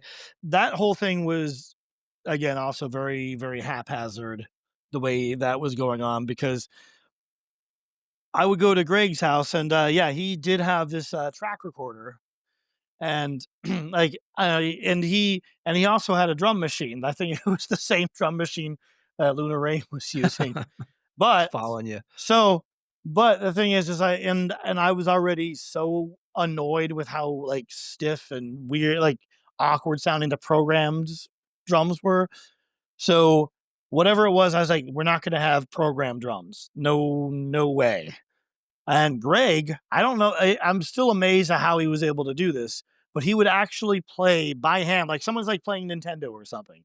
He would play the drum beats by hand on that drum machine, and I would play along to that. So I would go to his place and say, "Hey, I've got a couple of riffs," and he would play, the drum pads along with me, and then we would record it. And like when that demo was recorded over the space of a year. Even though, but because it was all line in and all, the sterile production, everything sounds exactly it sounds like it was all recorded in one shot. But it would just we'd come up with something, record it, take a while, record some, come up with something else, record that, and so on. So, yeah, did you guys record that yourselves? Yeah, definitely ourselves. Yeah, it was. He had this. He didn't have a drum set, but he had that drum machine, and he had this expensive digital track recorder. So that's how it was recorded in there. And yeah, we just did it at his house. Is that where the early rehearsals are taking place too? If you could call them rehearsals. I think yeah, yeah. At the time, yeah, that's all we had it going on. At the same time as we were doing that demo, I actually there was a work colleague of mine who was like friends with all those Impurity guys, this like punk hardcore guy named Nick. And I would try to play the songs. He played drums. He actually had a drum set and everything. And I would go to his house and he would try to play the drums to those first songs to as well. But I think we recorded it like maybe just like, on a tape recorder, just like, putting a mic in the middle of the room. But the songs were way too complex and way too alien, and I made them overly complex because I thought in my mind, it's like, "Oh, okay, the more complex they are, the less chance that it is that they've been taken by somebody else." What Well, was the so actual first Negative Plane song written? A Fallen Star, that was the very first one. At that time too, coming from Lunar Rain, you hadn't had your own band yet, your own vision. Now it's kinda different, right? Now this is Yeah. like your vision. So how, satisfying was that for you in a way? Was that like a whole new, like a game changer? Um, well, not at first because again, I come up with things, but I didn't know they didn't seem that good to me. So it was just one of those things that's like, well, I'm trying to do it on my own. I'm trying to do it with like something else where at least I'm writing the music and the lyrics. But yeah, it didn't I it was nice to it was the best thing I could come up with at the moment. But I still didn't feel very confident. And then of course I was like, yeah, well all these other bands are doing it better than us and So I don't know if it was quite a game changer when I did that demo. It was more of just like, okay, well, you got to start somewhere. That demo, what, 5 tracks? You guys also did a Beharit cover on that for the Oath of Black Blood? Yeah, yeah. We did. Although we did that cover, I think right after we'd had that, we added it like maybe like last minute because there was a there was a compilation that they were doing. I forgot what it was like Unsung Heroes or something like that. I can't remember, but it was they were putting together a Beharit tribute, and I was like, well, you know what? Maybe we could get on there, and then maybe that would establish us or get us at least get our name out there somewhere besides with this demo or whatever. Because I was already at that time, I was already like kind of sick of the demo. I was already sick of the sound on it. So I tried to, but again, we didn't have any other way to do it. But yeah, we threw that on there last minute, and then yeah, it actually got onto that compilation. And are you thinking at this point, you guys, like you said, you guys 2002, you guys put out that demo. You're already like, okay, you already want to change the material. You already want to improve it. You already start having a vision of where you want to take the band next. Yes, I'd at that time I think I'd already had another song which I we cannibalized a bit for Poison and the Crucifix actually. Yeah, we opened Um, up the show with that tonight. yeah, so the ending of Poison and the Crucifix was part of this next song that ended up not getting used on the first Negative Plane album, and then Death Mass, and then I had that. And like I felt like and that still had some remnants of the surreality stuff, but it had some like I think there was parts that were a bit darker and meaner sounding and a little bit heavier sounding, like especially the ending of that song. That was like where I felt was like, maybe we're onto something with the ending. But yeah, that one, yeah, that's I'd already had most of that song done by the time that this is like I was showing that surreality demo to people, and and when at the time I met Matthias, that surreality demo had only been around a couple months, but I'd already, I think that was I was like, hey, we've got newer stuff that's much better than this. I had to give him a bunch of disclaimers. Actually, I know exactly. I've done that many times, man. And you talk about Mateus. We're going from obviously the German drummer. How you wind up hooking up with 2002 at a show which we were talking about before we signed on tonight, man. Which I Yeah. remember at the Brass Mug, Destruction and Creator was like Yep. Hell Comes to North America 2002 tour, and that's where you guys first bumped into each other. Yeah. I was wearing this ridiculous oversized Beharit shirt. It was I couldn't find, and I don't know, you know how it was if you wanted to find like a band, like a more of an obscure band, I mean now Beharit's playing sold out shows in the States, but in 2002 it wasn't like people were tripping all over themselves to get Beharit merchandise, or to go see them. It was to find anything from them. I remember like yeah, the only thing I could find was like this XXL shirt. The Herod shirt, and I didn't care. I was like, well, this is something. It's like, and yeah, Matthias came up to me, like, dude, you're into the Herod? It was also that time where you would go up to people and still talk to them for sure. Now no one does that anymore. Do you remember Blue Grape at all? Ed, we talk about Blue Grape, right? You would get these shirts, dude, and like the extra large was like basically like a nightgown. It was like this gigantic shirt. I mean, that's the problem with that company. And at Blue that Grape time, merchandising company, yeah, Blue Grape merchandise. Yeah, all the old T-shirts, they used to do posters and stuff. And at that time, also 2002, we're still in. Greg starts withdrawing a little bit from the band. Is that the time period where he starts you notice that he's not as interested?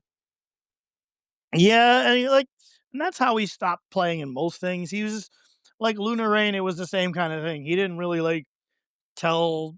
You didn't make an official like I quit kind of thing. It was just more like stop going, stop hanging out, stop being around. And it was the same kind of thing. Well, because I never, me from the beginning as the drum machine by hand thing was just a stopgap. It was just Yeah. like, okay, this is so we can hammer these songs out, and when we'll get a real drummer and play these songs for real. And he gets a So drum kit, right, around this time period. he does, and he I think he just he could kind of play it, but he just didn't have the urge to do anything with it. He didn't really want like for the lineup to expand. He wanted it just to be me and him and just to like record stuff in his place and put it out. And he didn't really want to like he didn't really want to go further than that. And do you remember the first jam with Mateus? Well, the first jam with Matthias on drums didn't happen till years later. So Yeah, because he was doing vocals at first for you guys. yeah, I think it was more like I had said it was like early 2003, I think, like January or something. It's hard for me to remember, but I think we all went to Greg's house, and I think I played on the guitar. Um, did Greg did the drum machine thing, and there's a version of "Staring into the Abyss" with just the keyboard drums and everything. Yeah, there's versions of Death Mass and "Staring into the Abyss," both with those. And when Greg leaves the band, right? You guys pick up a guy named Paul on drums?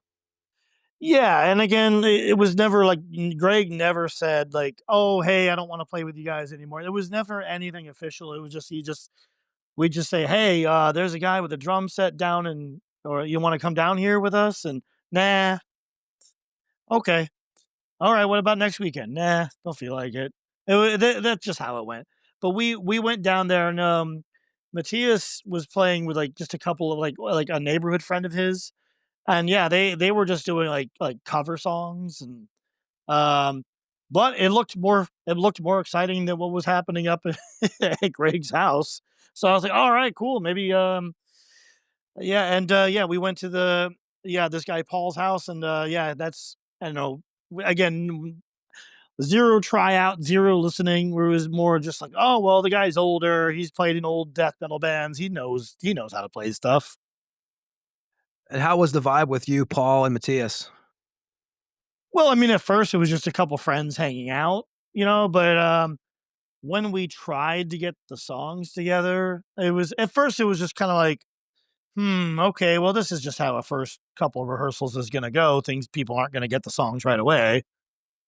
But then it got depressing really quickly because Matthias had like we didn't have a PA system, so Matthias basically Oh, stole his karaoke machine or yeah some he shit like stole that. his sister's karaoke machine like because it had delay on it. So but like in order to make himself heard, he had to scream at the top of his lungs into this thing, and it had this ridiculous golden microphone that came with it, and, and we couldn't stop laughing about that golden microphone. So I don't know. It just kind of felt like I was just lurching from one ridiculous situation to another ridiculous situation to yet another. And then I'm like, oh, okay, well, this is what real band practices are. This is just really rough and this is how it goes. And then I started to think that the songs sucked. I was just like, man, maybe I can't write a song to save my life. And I was like, man, maybe I should just give up with this shit. Because yeah, we were trying to play like Staring into the Abyss. We started playing Death Mass. I think we started playing Screams from the Void. We were still doing that one. That's from the demo. And yeah, it just sounded awful while we played it. And then people would come to like, it was like a place where like he sold weed and things like that. And people would come over to buy things and they'd And hear stand there us. and watch. They'd stand there and watch. We're like, okay. so, so I think at this point it just became like, I think I was completely used to everything being like one giant failure after another. I feel like this Well, is you mentioned yeah. Oh, go ahead, man. Yeah, but yeah, this is all going back from like trying to play in a band with the guitar teacher told me to, and we're in now like this is almost like 2003, so this has been going on for about 8 years now. Well, and you mentioned your dad Paul's house, right? You guys are jamming there. So him and Matthias, I was reading, I believe that they used to get in arguments, and then like Paul would leave the room, and then Matthias would hop on the drums. Yeah, so Matthias had like played just over at his friend Josh's house, just played on his drum set, and like he could play a little bit. He would just have fun like playing like stuff like like stuff from like Autopsy or like stuff from like A Blaze in the Northern Sky, those kind of things. But yeah, we just kept assuming, well, Paul's the real drummer, Matthias, he's the vocalist who kind of plays drums. That's what our thought was. But I Matthias and I were in constant communication. We were, talking on that AOL, that Yeah, AIM chat AOL or whatever. chat rooms, whatever the hell it was. Yeah. Yeah, and that I'd constantly send him like demos of me playing on my keyboard, like like really rough versions of the song. So he like really really understood what I was trying to do. This is where I was actually really like I had refocused negative playing into something I think like much closer to what we have now, but a lot darker, a lot more like just purging all the '90s stuff out of it. And yeah, Matthias understood it really well. So the second Paul would leave the room, like Matthias would jump on the drum set, and then we would play the same thing, but Matthias would play it really well. And then we are like, oh well, and then at first I don't know. Again, I don't know why we didn't think of this and stuff. But first I was like, hey Matthias, do you think you could tell Paul to play it like that? I was like, hey, do you think you could explain it? And then when he'd come back, Matthias would try to explain to Paul how to play the thing, and then Paul would get even more mad. And then, And yeah, and I was like, this is so depressing. It was just like, when's the time where you're like, okay, we need to tell Paul that he's got to go? And what do you just give him a buzz or just a message and say, hey man, it's always the shittiest thing to have to do, especially, what you're all kind of on the same level at one point. yeah. Well, it was early 2004. It was like February, I think 2004 or something like that. We had gone to Vaz from Black Witchery's house, and we went to go try to record a demo with him. And that was so bad sounding. I think I might have a tape of it somewhere, but it was so hilariously bad sounding. Like the vocals, Matthias again was like so used to screaming at the top of his lungs, like so it didn't. It was did that the vocals weren't working because again, he was so used to trying to use this terrible equipment. Paul, like the drums were just hilariously bad. I remember like getting jealous of like really, really, really bad sounding like drums in other bands and saying, I wish we could have them as good as this. Like I think like in the sign of evil, like that dude sounded like Neil Peart compared to what we were doing. Was Chris or Vaz saying, Chris Vasquez, was he saying anything to you like, yo man, this is not what it should be? No, but we just saw their like they were our friends and they were the I got this sense of just pity from them. Yeah, because you were close with that at that time period, right? You were hanging out with the Black Witchery guys. Yeah, they didn't say anything to us or anything like that. It's now, I mean, I mean, I don't know if you've ever met Baz, but he's certainly not someone to mince words if he feels something. But I actually think like them yelling at us would have probably felt better. I think it was just more like this just sad kind of like, oh no. I think they felt sorry for us. Uh, like I think it was just way worse. It was just like, and I felt like he was doing his very, very best to be diplomatic. Oh. And I think there was a point like I think like we were down there like trying to play something, and then like I think Matthias and I just without Paul just started to play like a Merciful Fate song, and then just ignore like Paul's like, hey, we should work on this, and we were just nah. Like at that point I think it was just Matthias and I just kind of just said, you know what, this is no good playing with this dude. It was just like I was like, man, there's every time we play with him, and this is just it gets depressing, and he would be like, and he would be really into he was like, hey, you guys have to be on time. He would like be the taskmaster, Oh. like which is like, all right, if you're doing this because you're like Steve Harris and you're getting your band to sound the best band you possibly can, sure, that makes sense. But it was being the taskmaster and then being the person dragging everything down, because if your drummer sucks, you're not going to be able to get the songs to, no matter how good the songs are, they're not going to be able to work. And So that's when I Matthias think, decides to get a kit.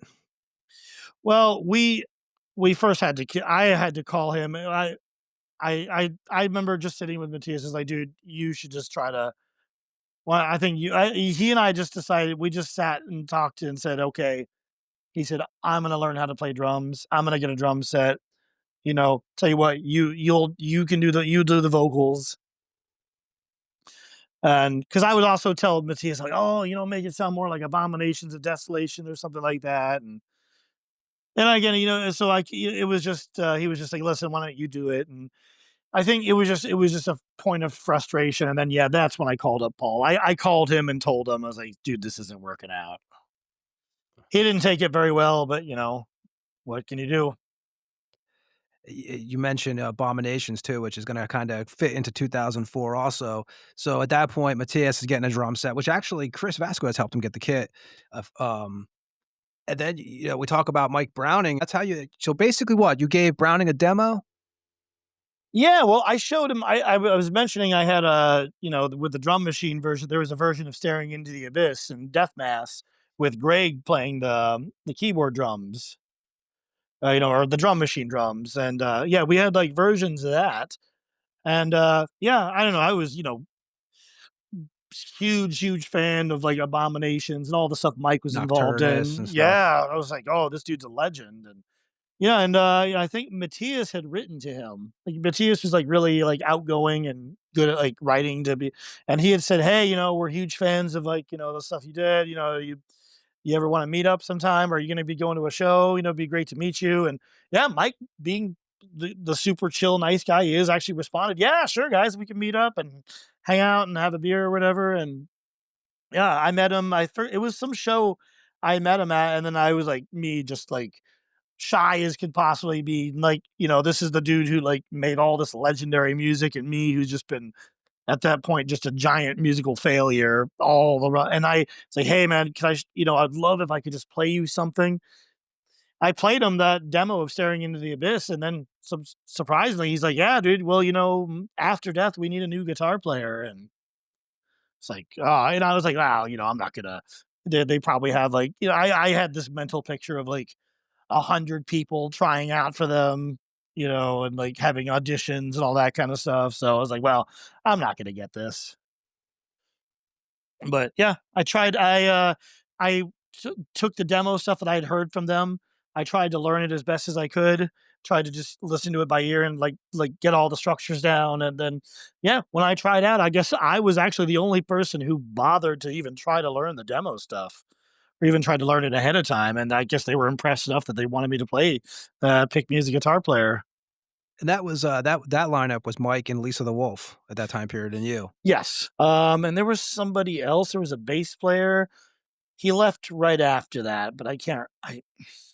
For the life of me, I can't remember his name.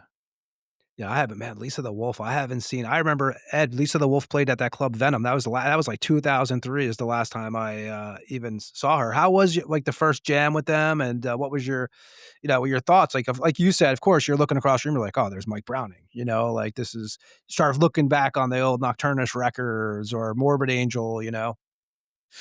Well, yeah, no, I was. I mean, it was still. I was like, I couldn't believe I was playing with Mike Browning. I was like, man, I'm like, what am I supposed to do here? And but yeah, yeah, they immediately wanted to work on new stuff, and like, so Lisa was the one who actually wrote like the music for that. So she would write it on the keyboards, and then what I would try to do is just play something on the guitar to it. But yeah, it was really it was pretty amazing. And then I also like realized I felt like such an amateur too with like the equipment and everything. And Mike had the most patience with me. He was infinitely patient with, because I'd always break a string. He knew more about like guitar equipment and all that than I did, and I'm a guitar player. Are you living? You in Orlando at this time, heading to Tampa for these rehearsals? I was still in Gainesville. I was Oh, still moving. in I Gainesville. was, yeah. It was a very, so I would, yeah. It was pretty insane. So I would do is drive on the weekends, down to Tampa because Negative Flame was kind of like on a bit of a hold because Matthias didn't have a drum set. There was nothing much we could do. So I was like, well, okay, well, we'll go, and I would drive down to Tampa, spend the weekend working on stuff with Mike. Then sometimes I would go drive over to Orlando, hang out there for a little bit, and then go back to Gainesville. It was like this big triangle. But yeah, and I had the worst, shittiest, most unreliable car to be doing this with too. And it was, I'm amazed that I made it that as long as I did with that setup. When you're doing that, like, we were talking before, you mentioned Browning, it's some of the people you grew up listening to. When you're starting to hit the Tampa, we all know from being in Tampa, the Brass Mug, which is whoever hasn't been there is like, I've been 3 Brass Mugs now. I don't know if you know that because I know you left eventually out of Tampa, man. But now there's 3. They've moved 3 times now. But the one you were jamming at, 'cause I remember, was the original Brass Mug. Um, was it pretty wild, like when you go into these places and all of a sudden you see like Steve from Deicide hanging out, or you know how it goes at the Brass Mug. Like you look in Yeah. any corner, there's Corpse Grinder or Alex Webster and stuff. Which with that kind of like at that age, you're like what? So we're talking. If you move down to 20, you're like 23 maybe at this time, 24, I'd say. Yeah, I guess yeah, I guess at that point in time, yeah. No, I mean, it was always, yeah, you'd see Pete Sandoval just hanging out and, and he'd be nice. He'd be like chatty and talk to whomever just came up to talk to him. Oh, it was, I mean, it was pretty amazing. It was, again, I kind of wish I could appreciate it. I could go back in time and appreciate it a little bit more now than I think at that time though, I also was just coming from a place of like huge amount of frustration because I was like, everybody else is doing something and I'm not. Yeah. Well, So you did record a demo with After Death. yeah, I did. Although I think it's yeah, that one that was pretty interesting. So, Reviving the Gods. Yeah, I'm gonna ask you about this because I know who you worked with, and me and Ed always talk about this. You always hear as like guys in bands, like you know, when you go into Mana Studios, it's pretty tough. So it's and we know Eric, but I mean, I heard that he expects everyone to be 100% prepared and stuff when you go into a studio, and I know you guys did Reviving the Gods with him. So how was that experience for you? And was it again? It goes back to the whole, hey, there's Mike Browning, there's this guy. Well, there's Eric Rattan now. well, I think like I was in this like very like disrespectful like black metal moron mentality at that time. So I don't think I gave him the respect he deserved, and that's on me. I should have been a bit. It was just I remember there was a whole conversation, like something about like Angel of Disease, like the Morbid Angel song, and he was saying how much he didn't like it, and I don't know, and I was I was being a little obnoxious, and I I remember I grabbed Eric's acoustic guitar, like, and started playing. I was like, "Hey, Eric." He's like, "What's that?" I started playing the riff, and I think he was gonna kick the shit out of me. He was so upset. He was so pissed off at me for doing that. In retrospect, again, I should have been a little bit more respectful of his studio and him and everything like that. But I was, you know, very, very, very immature and very just being obnoxious. I don't know. It was like Eric. I think he's for that demo. He was yeah, I don't know. He was surprisingly like loose and like not ultra rigid with things. I mean, yeah, he expects you to know how to play the songs, which perfectly reasonable explanation. Expectation, but I mean, like when I was playing, there's a solo at the end and the string broke while I was playing the solo, but he was all into the fact that I kept going with it, and then we kept the thing. It was like some like crazy whammy bar nonsense, anything. So he he was into it, and he let it stay. I'd say it's not so rigid like one would think.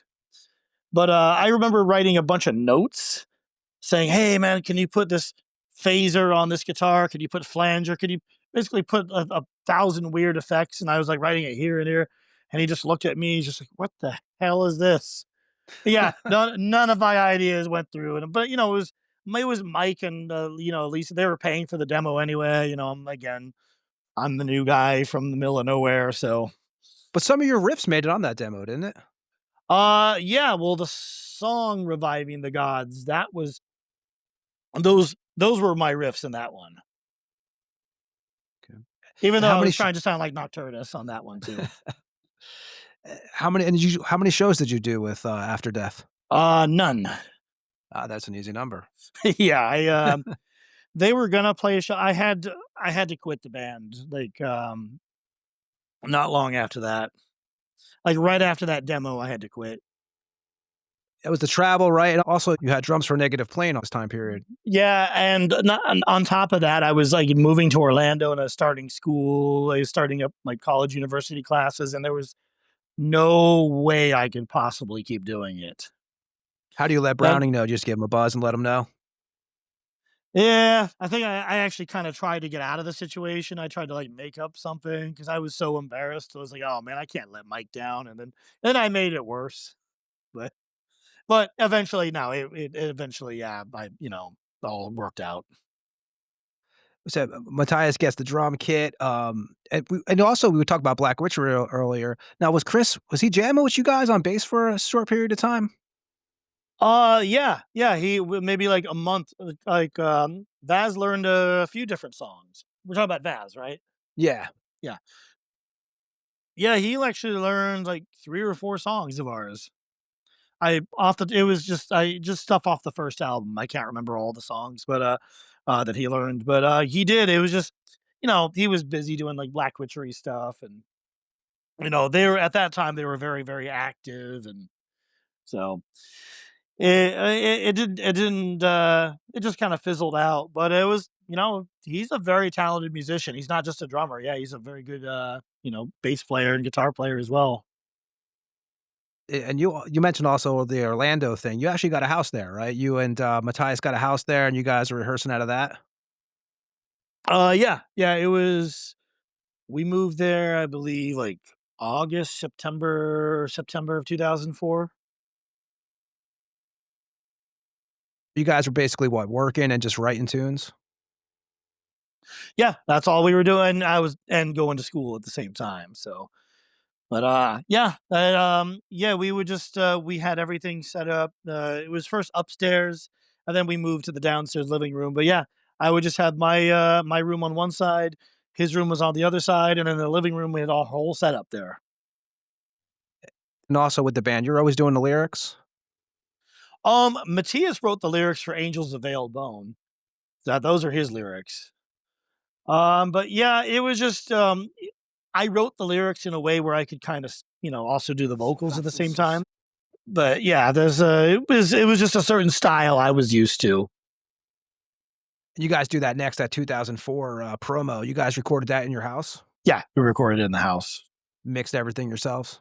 Everything ourselves. It was with a 4-track, and I remember us bouncing the tracks. I think it's total of 8 tracks, but we had to like bounce some of them on to so we could reuse them again. Then also you guys get involved with Ushing Up Offensive, right? You guys got it with Tyler.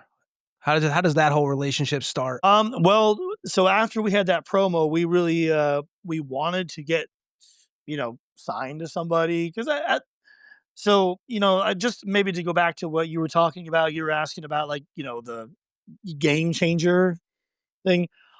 I think like when we had an actual game changer feeling. I think when we rehearsed with Matthias and my friend Brian Daniels. We actually our very first rehearsal was like July before we moved into that house, and it sounded so much better than anything else we had.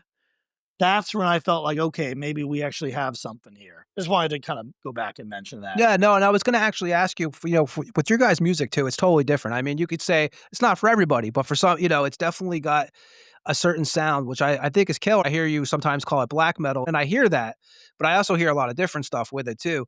And someone who's never tries to understand what your idea of the music is, how would you explain someone who just heard Negative Plane? Like, if you were going to explain to someone what you guys are creating. Well, I would say it's a lot more Merciful Fate than Bathory in there.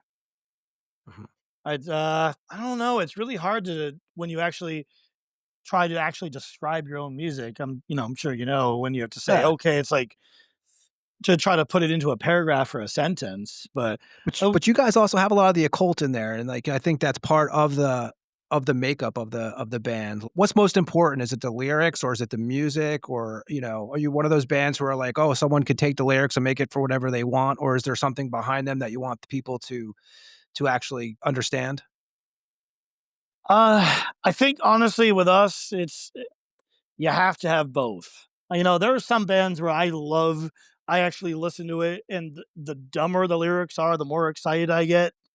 Like I like, I love some stuff with like some really boneheaded lyrics.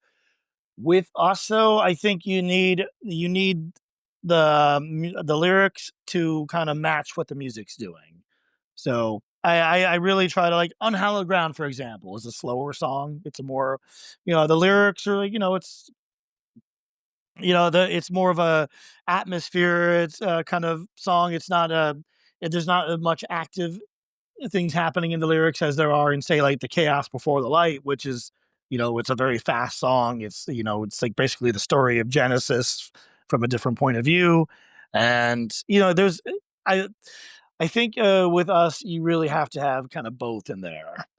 I would have to, if I had to pick one or the other, I would prioritize the music over the lyrics. But I think with us, you really need them both. You can't have like really boring music and some like well written lyrics, and you definitely can't have some really really good music but some like really dumb gibberish lyrics to it.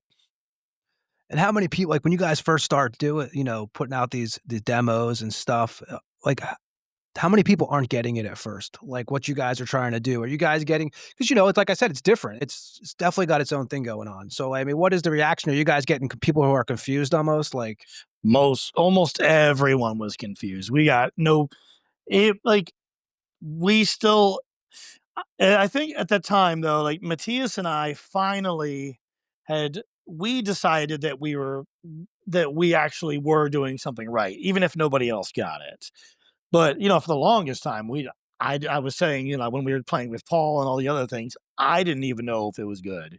I was like, it feels right. It seems I work on this, but I think once we actually decided that we were onto something, it was just our mission just to try to get it, um, to get at least what we wanted to sound as close to what we pictured it as possible. And then we started sending that promo out to places like you were asking how we got together with Tyler. I think we sent it to Full Moon. That was one of the places. And I think they at least gave the response back like, oh, what the hell is this? You guys need to figure out if you're death metal or black metal. Because, yeah, like as you said, it wasn't, standard Norwegian black metal. It wasn't something that like you could trace to something. It wasn't proper like second wave black metal that fit into something. but It Tyler was believes in you guys right away. Yeah. So now Matthias, he was working at Redstream, so he knew all the labels. He had a lot of the contacts. So I just said, "Hey, this is you, man. This is your department." Yeah, So he wrote to the labels. I think he sent it to a bunch of places like Drakkar. Didn't even like, or just whomever would maybe like help us actually pay for recording and everything. But yeah, Tyler. Apparently Tyler lost the address. He liked the promo. Matthias sent him the promo, and Tyler lost the contact address for us, but I loved the promo. This is what I'm heard. That's what I've heard. Matthias was like really frustrated with the lack of response, and like like as you said, like we were different enough where like nobody was really knew what to make of us, and we weren't getting really any decent responses. Matthias wrote again to Tyler, said like, "Dude, what the hell? Why didn't you at least give us a response or something?"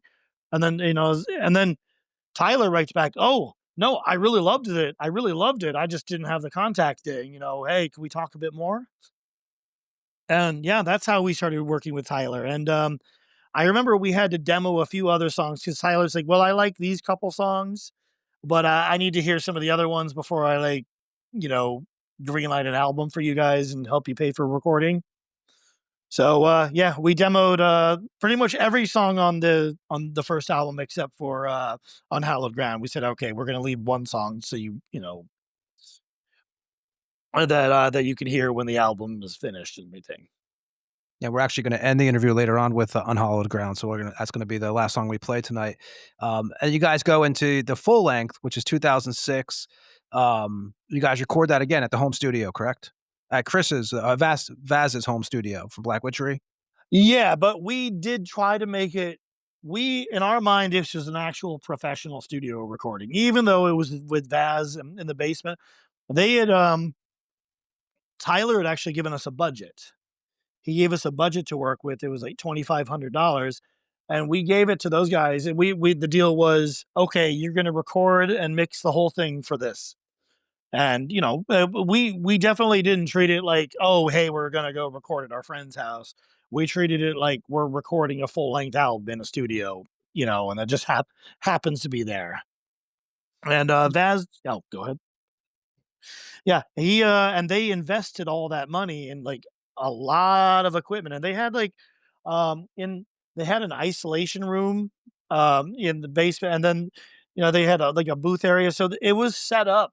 Not it wasn't set up just like somebody's house. It was set up closer to like maybe a bit of a rough setup, but still an actual like recording setup. You mixed it at the Red Room, right? Because you guys had issues Yes. with Chris Cook, who actually was supposed to be the engineer?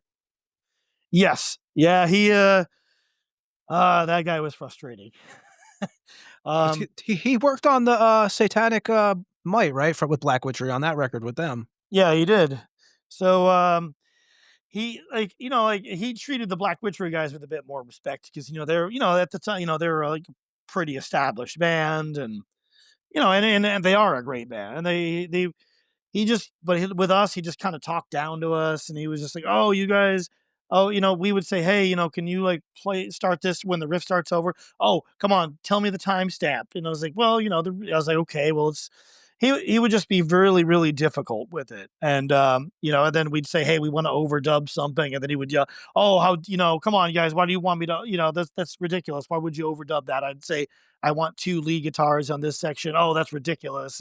And anything that we wanted to do beside that was beyond like a guitar, a bass, and a drums, he would like be upset about. But what was really frustrating at the end, once we got all the recording stuff, like I guess he kind of expected us to just like record this in a weekend and be done with it. But the songs are not easy. You have to a lot of takes, and there's decent amount of layers.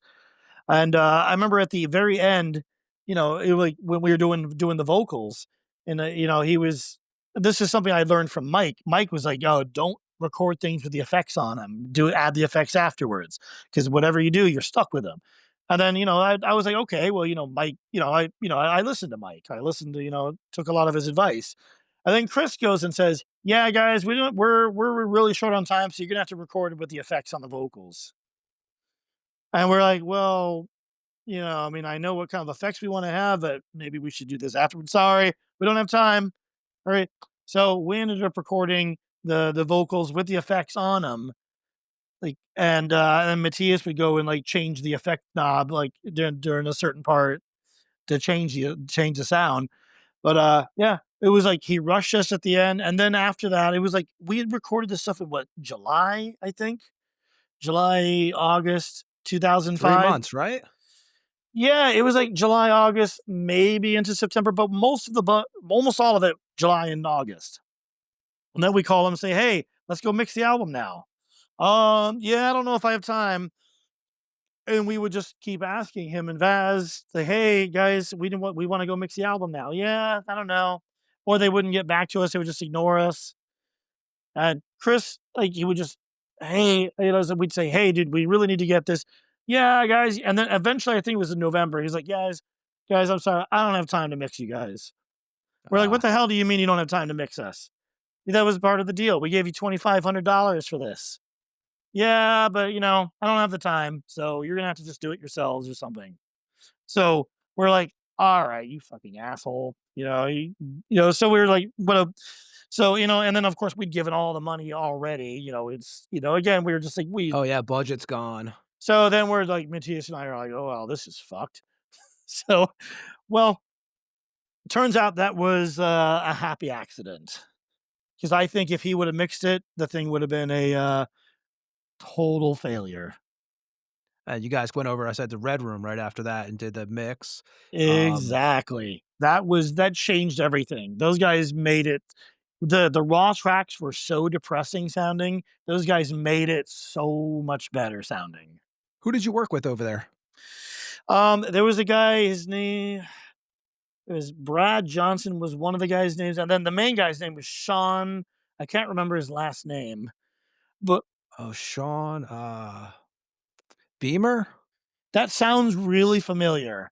But so the way we learned about them is just a little bit before, like in the interim before we did did the recording for the Negative Plane album, is Steve from Blackwood Tree, his wife, Matthias, and I all just kind of like we did like a pentagram Candlemass kind of cover band, and we had done a show where we went to some place. I forgot the name of the place, but they had a soundboard recording and it sounded really cool, but it was like $100 to buy it. We were like, I don't feel like buying it. We don't.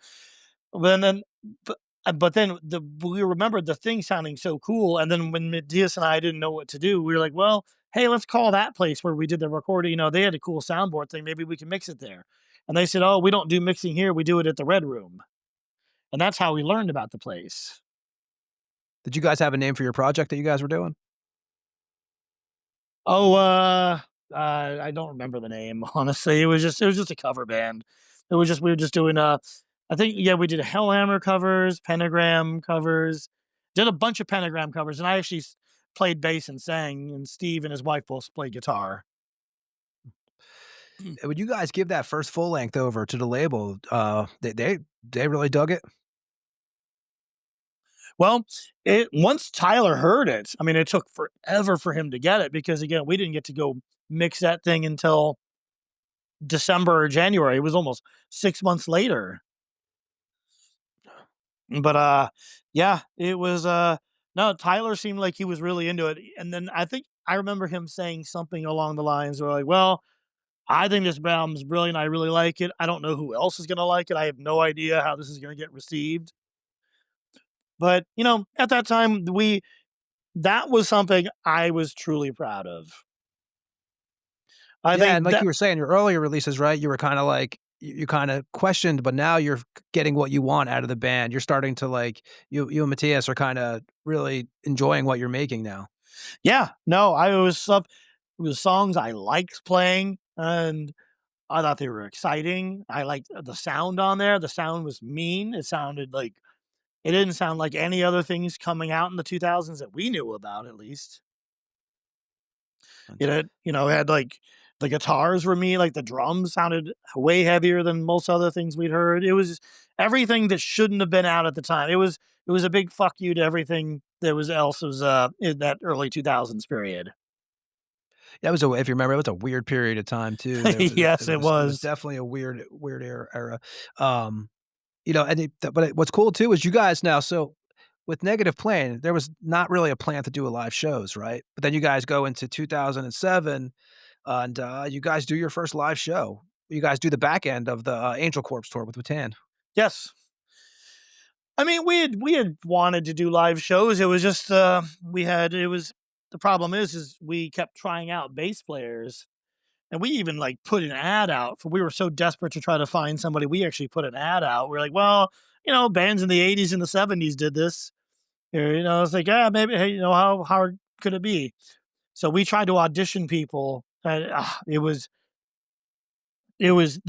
such a huge pain in the ass. I remember I taught those songs over and over and over and over again to so many different bass players and just couldn't get them.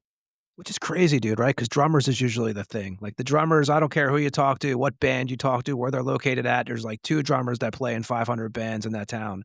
But bassists, I mean, that's you kind of it's surprising that that was the hardest thing to get in there.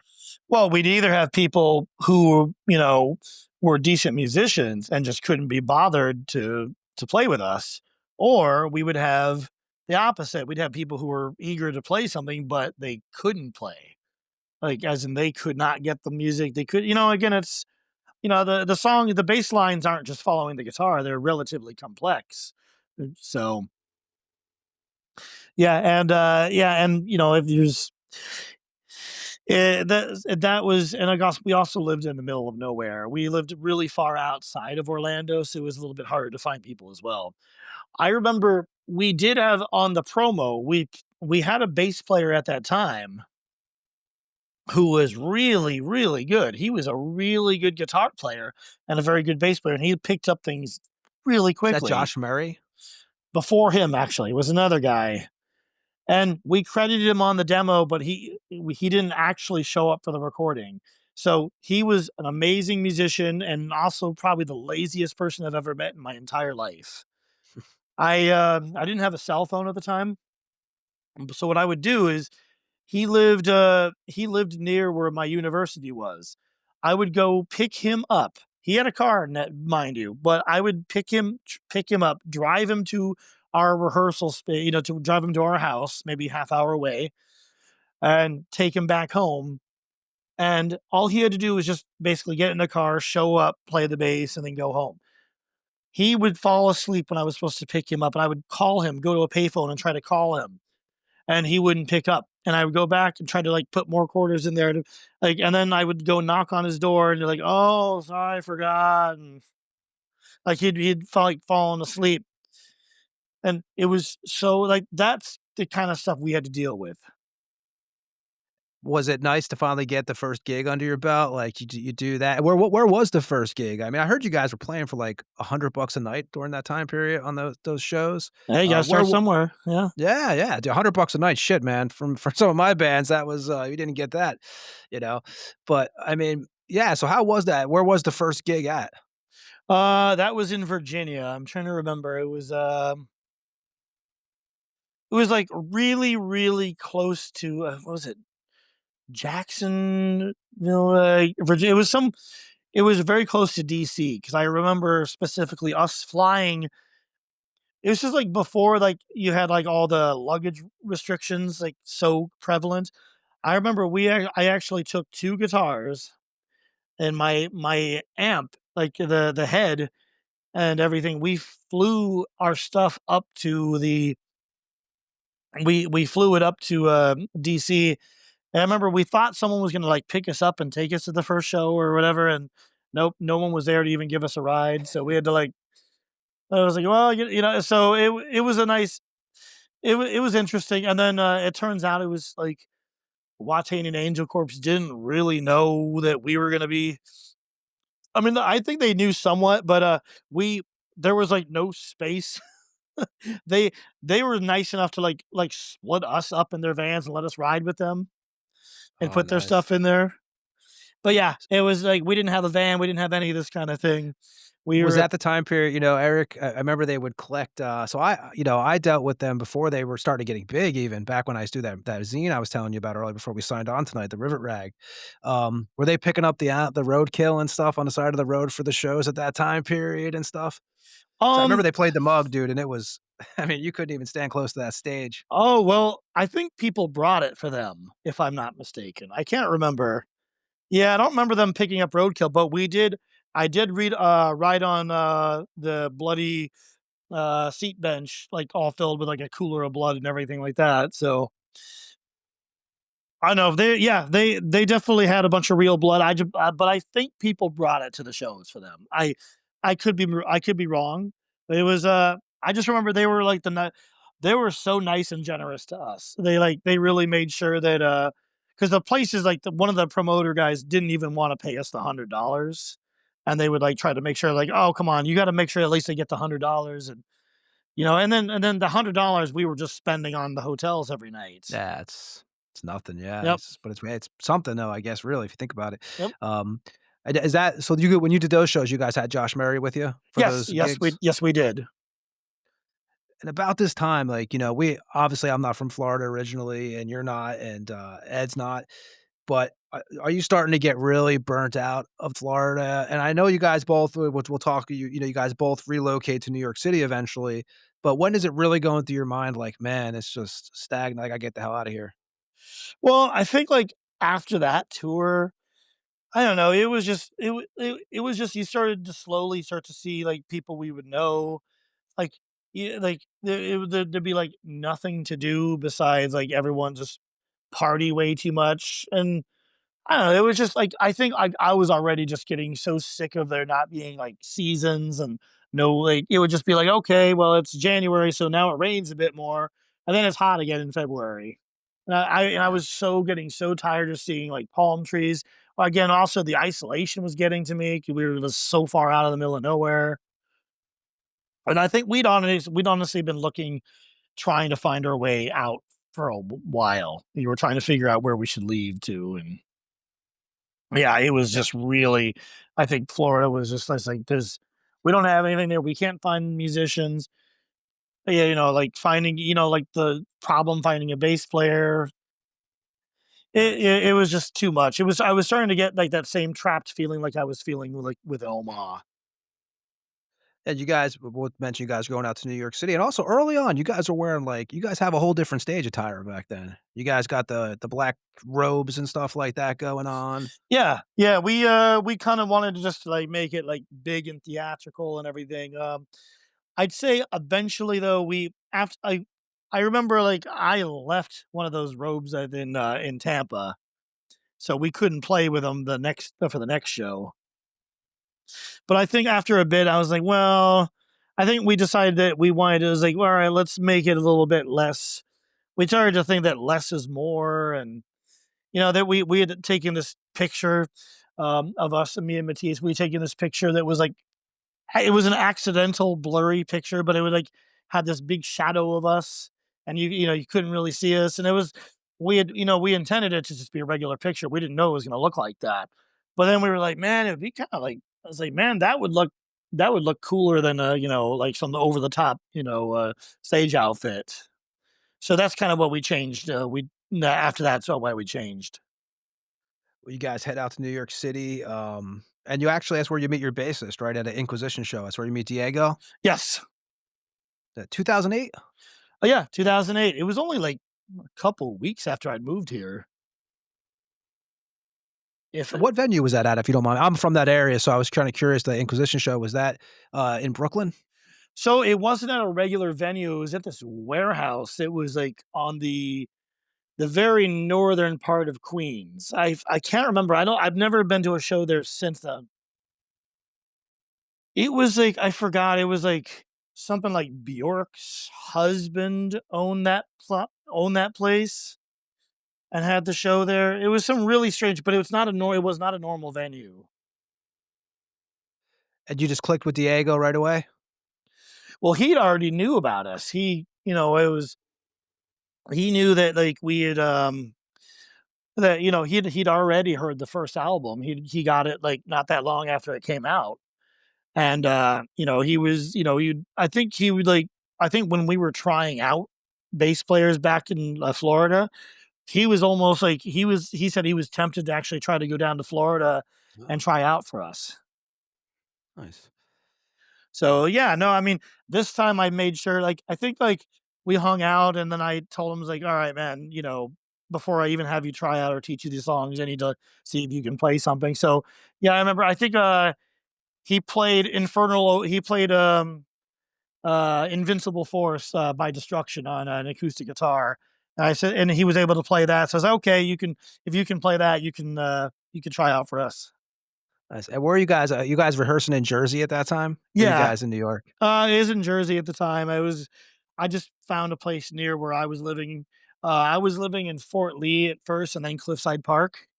Okay. So I was just kind of place called Mamac Studios. It was a very small, very cramped little place, but I wasn't familiar with the area, so I kind of just looked up something in the area, and whatever. Not What are not you paying 2009 for a band room over there? I think it was like $300. No, but it was 2009. We'd already moved to Or Long Island City in Queens. so you guys did that. And also 2009, you guys played Los Angeles, San Francisco. Did you guys do the Destroyer 666 gig in New York?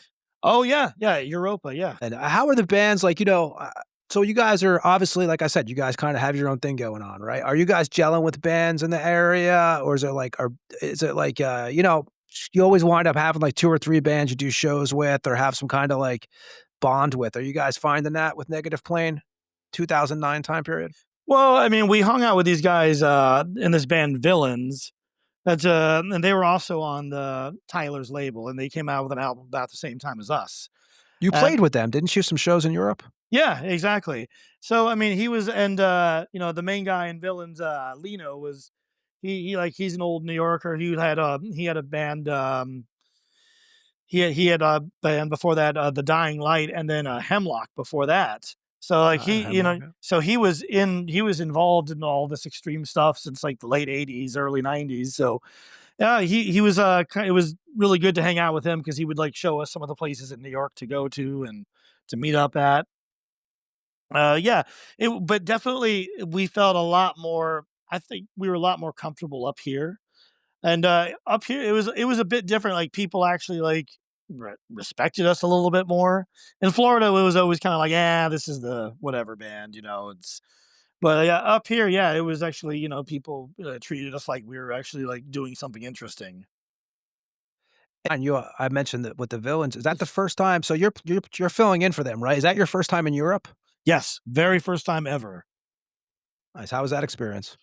I mean, it was great. I was, I was so excited about being able to go to Europe for the very, very first time, and yeah, it was in Berlin, and it was also I met the Necros Christos guys there too.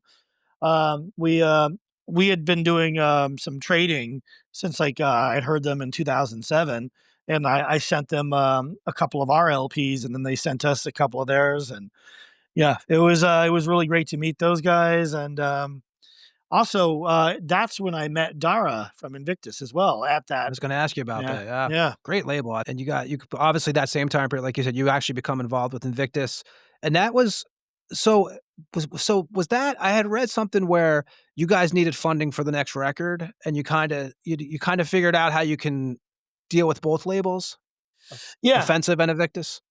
yeah, well, it was just, like, we wanted to for Stained Glass Revelations, we had some ideas, and we wanted to make we kinda wanted to go a bit further and like, to do a bit more sound experimentation and such, and we found a place to do it, but then, yeah, we were like, "Well, this is our where we're gonna need is about, we're gonna need a lot more than we got on the first one." And, yeah, Tyler was like, "Listen, guys, I'm sorry, that's, I'm a s I don't, have that kind of funds and everything," which I don't blame him. I mean, he's selling albums like ours, and it's not, he's not, it's not like, he's not Century Media Nuclear Blast, so, but, nevertheless, we did need a larger budget, and none of us had a good enough jobs where we could pay for the rest ourselves or pay for the whole thing ourselves. So, yeah, I talked to Dara, and I met him and I guess he had heard our first album and was really excited and really was like really interested in us. And he'd actually been telling Lino, I told you, my friend in Villains, he had been telling him for a while that he wanted to meet me and like talk about having us on his label. And yeah, so I met him, and then I told him our situation. I was like, well, I've got we still want to work with Tyler. And he's like, well, here, why don't we split the costs? And I can do this in Europe, and Tyler can do it over in the States. And Nice. it's been a great partnership ever since. That's awesome.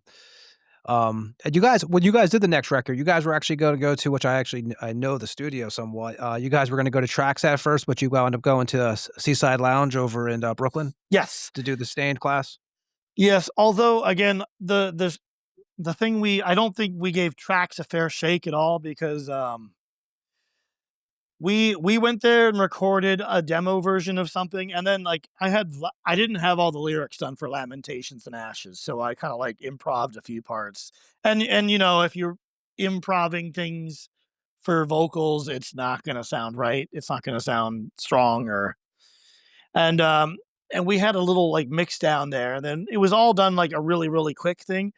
And we judged everything based on that quick mix down, which was, very rarely do you get the rough mix down sounding good the first time. But we're like, well, this doesn't sound good, so let's not record there.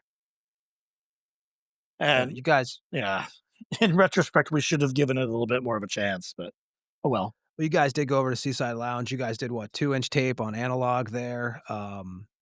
And so with the title of the record, first of all, Stained Glass Revelation, where does that come from? Well, after our first album, like Matthias and I were kind of just discussing kind of what we wanted, where we kind of thought things could go from there. And, we kind of had more of a concept than anything. But we were talking about that Mayhem song, that De Mysteries Dom Satanas. And it had that, we kept describing that feeling as like light coming through a stained glass window in a church. And we kind of wanted that more like bigger, more like apocalyptic, kind of feeling. So we were like, well, maybe like that kind of stuff. Maybe we kind of had an idea of like the feeling we wanted for the album to be, something like with stained glass windows. We just kind of had that as an image in our minds. And I think like he and I were sitting and talking. Like I think we had an instrumental on the organ, and we named it Stained Glass Reflections. And then I think Matthias and I were just kind of banding around the idea, the name, and then I think Matthias is actually he's like, hey, Stained Glass Revelations. He said, and then I think it was just like we just said, hey, I think it was one of those like either one or the other. And then we just say, well, let's just have both, since. But that's kind of where the whole concept and everything came from. Nice. I'm gonna play a track off of that now. I'm gonna play Lamentations and Ashes off of that, which you were just talking about a few moments ago. We're gonna play that. That came out January 17th, 2011. We'll be back with Ed from Negative Plane after this track.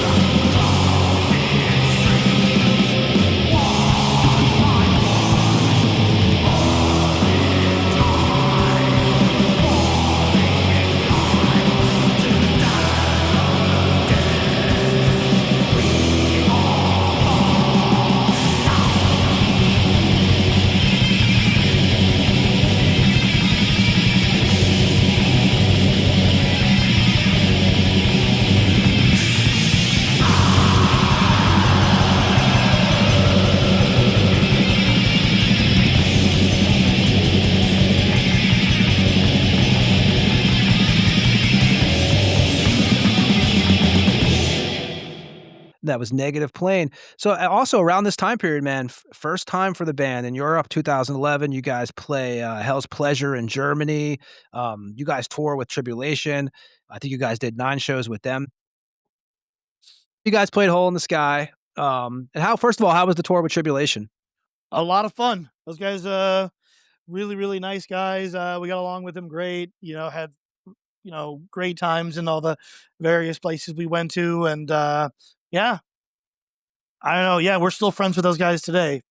It's amazing now. Like they're a huge band now, and Yeah, I mean, I'm they have really really yeah, I'm happy for those guys. It's great. I mean, it's changed too. Like, I saw them like back when they were first in the States, they were touring with Behemoth and stuff like that. And maybe even before that. And it has changed a lot. And like you said, the styles kind of changed a little bit, but man, they're doing really well. Um, you guys did that. And how does that feel too, man? Like I said, I was in Florida during that time period when you were in Florida. I remember the Lunar Rain period. Was in that same scene. I remember you with After Death and stuff. Yeah, even if you go back in this interview and listen, man, we were all in the same mindset back then. It's like pissing in the wind almost. Like, what am I Mhm. doing here? And next thing you know, you're playing Hole in the Sky, right? You're doing these things, and I know you guys have done more, and you guys have other shit going on too. Like, I mean, shit, you're playing with Beharit in Los Angeles in a Yeah. couple weeks. Looking back, man, are you just like, damn, like I didn't really expect because you're pretty honest. When I talked to you beginning of the interview, you're like, dude, I just was trying to figure it out. Like when you get off that plane in Europe with Negative Plane, you got the laminate hanging around. I mean, is that like kind of a mind blower to you?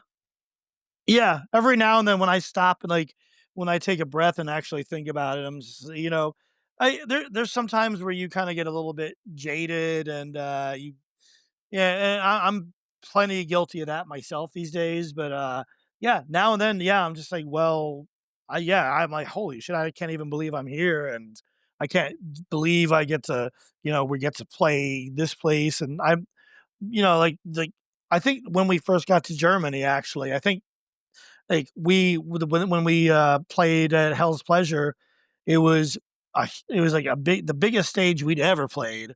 There must have been nearly 1,000 people there, and like a lot of the audience knew the lyrics, and it was like a huge shock for me because again, in Florida we were just everyone was just like, you guys, I told you about how it was with us in Florida, and then New York, we had, people treated us, bit more respect, but we certainly didn't have anything nearly like that, like what we had. And but yeah, we got treated so nicely in Europe. We were not used to that one bit. I think Florida's different. I think we have so many legend like we were talking earlier, like there's all these bands there, right? That are like these legendary bands. And then there's us bands on the bottom who are trying to figure it out, and I think it's just it has a certain thing to it, man. You're either in the big bands or you're not. It's kind of how it Hmm. goes there. Yep. You know. And you guys do that. You guys have also Diego moves to second guitar and you guys add David on bass. Yeah. The situation was is Diego didn't have a he wasn't able to travel because like visa issues and everything. So it was like, well, I didn't want him to like just leave the band. So so we decided to have him move to second guitar. And then yeah, like Lewis was playing in a band with Diego, this band Agrath that we shared a rehearsal space with. So we're just like, well, we're friends, we all hang out and we see each other all the time. Like, yeah, why not have Lewis try out? And yeah, Lewis learned the parts really well, and yeah, he's been with us ever since. I'm gonna ask you about the next release here, man. We're gonna let you get here pretty soon. We got a couple more things to go over with you. But the 7-inch split with Rotting Christ. What is the story behind that? Well, I mean, again, like if you say if you put this out of context, it sounds like, hey, having a split with Rotting Christ is like every black metal band's dreams come true. I mean, like if you would have told me, hey man, like if you would have gone back to Omaha and said, hey, guess this band Rotting Christ you're listening to, one day you're gonna be on a split with them. I would have been like, this is the greatest thing in the world. Unfortunately, it's the context is what ruins everything. It's Yeah. we as you were talking about at Tracks East that we did a couple experiment recordings there. We did like a version of Lamentations and Ashes, where whatever at the time, and we did an instrumental called "The Chasm Depths," which I didn't have any. It sounded too similar to some other stuff on Stained Glass, so I was like, "Yeah, I'm not gonna. Let's not put that on there." But we had it lying around, and the guy doing the artwork for Stained Glass, Timo, he had some friend that was doing some book in Swedish, something about some like something from like 16th through 17th century. I never read it, don't know anything about it, but it was something about like demon sex or something weird like that. And anyway, um, Matthias had been talking to Timo, and Timo was like, "Hey, we need some bands to do, soundtracks for this book." So I said, "Okay, this is a nice light song, and we're not doing anything with this. This is just kind of floating around." So Matthias was like, "Hey, why don't we just give him that song?" I was like, "All right, cool," and didn't think anything else of it. Because again, so and then maybe like 5-6 months later, like just something like out of the blue, like I get a bunch of messages from people say, "Hey, man, do you have that 7-inch? Hey, man, can I get a copy of that 7-inch you're on?" I'm like, "What 7-inch?" It's like, "Yeah, the 7-inch you guys are on."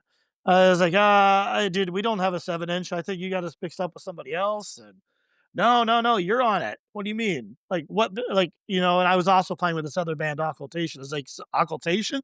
Do we? I was like, "Oh yeah, that 7-inch we did." No, no, not that 7-inch. The one you did with Rotting Christ. What? What? What the hell are you talking about? And then like turns out we had to do a little bit of digging. I was confused as hell. Then found out, and then it turns out that book, nobody else had bothered to contribute soundtrack things to it. It was just us, Just you and Rotting Christ. Rotting Christ, and Rotting Christ contributed a metal song for it. And because us, we were, our thought was, again, you're reading a book, so I'm not sitting and listening to like Judas Priest and Sarcophago or whatever while I'm reading a book. I'm listening to some light, relaxing kind of music. I'm not reading it going headbanging and Because you know, yours is the instrumental, right? The Chasm yeah, Depths. yeah. So it's just a short little 2-minute instrumental, and then I figured it would just be like something for a four. It was something that seems like it would be book reading music. Yeah. The Rotting Christ thing does it. I don't know. I think they just gave up track or whatever. I don't even think they probably thought much of it either.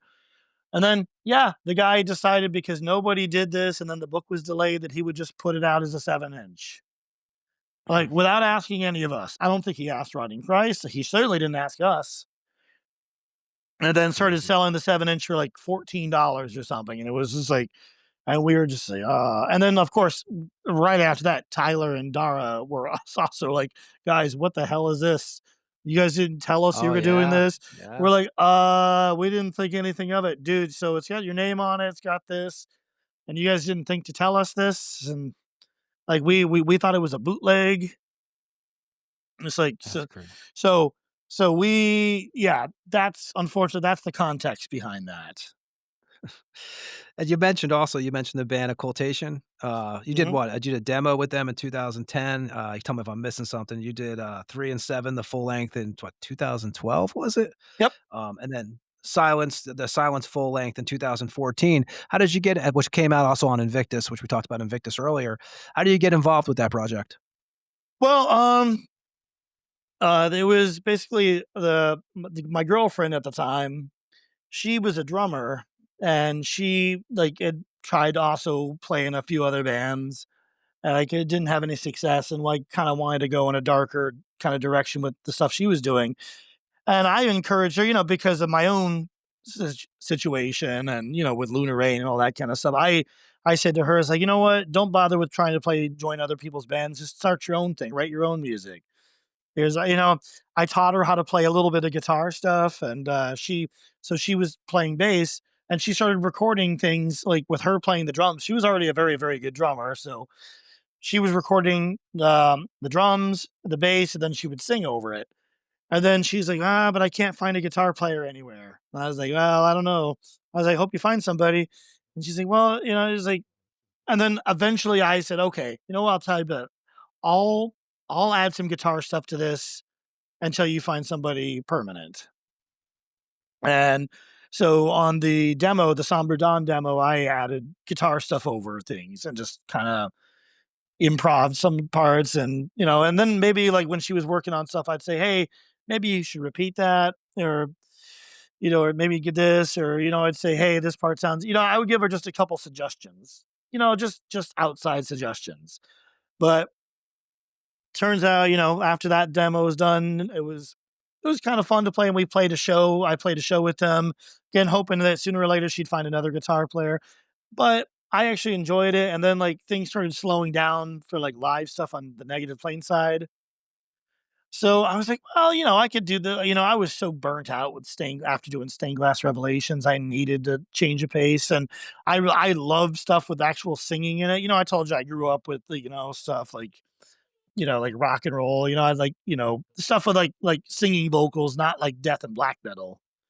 And my Yeah. favorite stuff is like Merciful Fate and Black Sabbath. So I wanted to do something. I was like, well, this would be kind of fun to be playing in a band, something like this, rather than always doing this, this kind of stuff. So yeah, that's how I ended up playing in that. And then I decided I'd just stick around.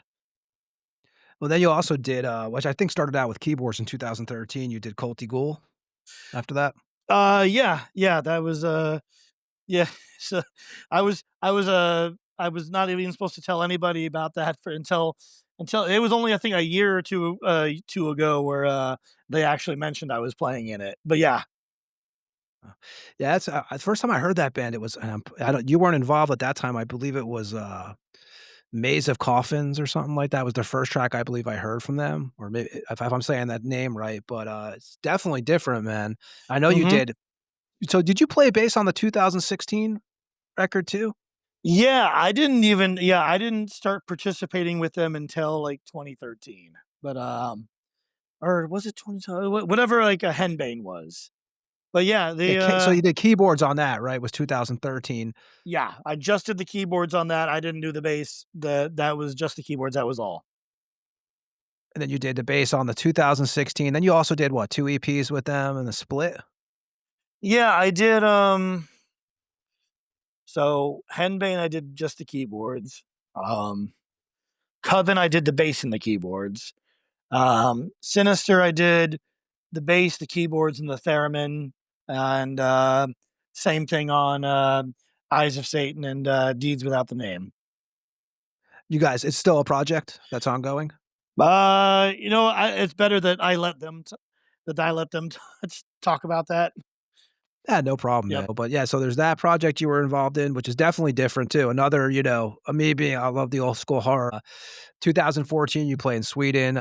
2015 is what, your first Canadian shows? Well, Um, it was just one Canadian show actually. It was just Montreal. We've never played anywhere else in Canada besides Montreal. how was the gig? Cool. I think it was at a former strip club if I remember. I think I it was a bit overshadowed by the fact that I almost didn't get into Canada. Oh shit. Yeah, they're tough to get. Did you have like a previous problem? Yeah, it was something where I'd gotten a DUI in Florida. Also, one of the reasons I wanted to get out of there too, because I was just like, I needed to not drive. I was like, you know what? I want to go to this place I don't have to worry about driving anymore. Yeah. But yeah, and that had been 9 years prior to that, and they Canada, they're very, very, very, very strict. They actually won't let you into the country if they see you have that unless it's been over 10 years. Yes. I know their rules are tough. So they almost didn't let me in, and I was like, "Guys, please let me in. I have a flight leaving tomorrow for Europe. I'm on a bus. I'm not driving. I'm just like you're like I will leave your country tomorrow. Here's the flights and everything." And they like I guess they decided to be nice to me and say, "Let me in." They said, "Okay, we'll let you in this one time, but then you're gonna have to you're not gonna be able to come back until like 2018 or something." What's the favorite shows you've done, and what's your favorite festivals you've done so far up to this point with Negative Plane? One of my very, very favorite things we've ever done was we played in Romania. We played in Cluj-Napoca, Romania, which is that's the capital of Transylvania. And besides just the fact that, like, holy shit, we're playing in Transylvania. We the sound engineer, we had a guy, the sound engineer did everything for us. He remembered the amp settings and like set everything back the way we had it.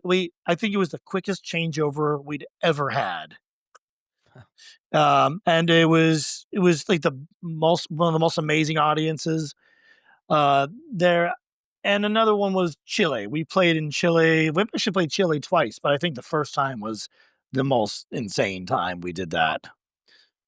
Yeah, that was we played in a place outside of Santiago called Rancagua, and yeah, I think we'd never had, it was playing in South America is next level. I hope we get to do it again one day.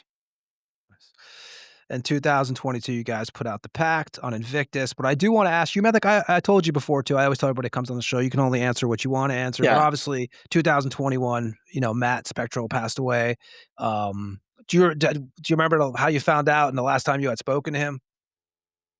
Yeah, you know what? I'll tell you how I found out about that is I was doing an interview with some Polish guy in 2022, and he told me, he's like, "Oh, so how do you feel about?" He asked me a couple Lunar Rain questions, and like Lunar Rain's not really my favorite topic, but I tried. He he asked me how I felt about it, and that's how I learned. Like right when, like, Oh, just like while we were doing an interview now, I learned about it. And I hadn't talked. I think I had talked to him in like 2012 or 2013 or something. I think I had talked to him a little bit, and then no. It was a little later than, like, 2016 or 2017. I think I'd talked to him on the phone, and we had talked a little bit about stuff, but it wasn't maybe the most pleasant conversation, but it was all right. But then, yeah, I hadn't talked to Greg St. John in like probably 15 years or something at that point. Because he did not like the direction Negative Plane went in. He did not like our first album. He didn't like the lyrics, didn't like anything about it.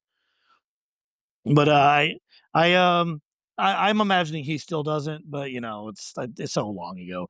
But I actually called him and I was like, "Hey, is this true? Did he die?" And then he told me, "Yeah, he died of cancer." And yeah, it hit me kind of hard because like he and I definitely were friends. As the first band you were in Florida. I mean, it's Yeah, like first band you were in actually, basically. yeah. So no, Uh, yeah, I felt pretty awful about it, honestly, and Yeah,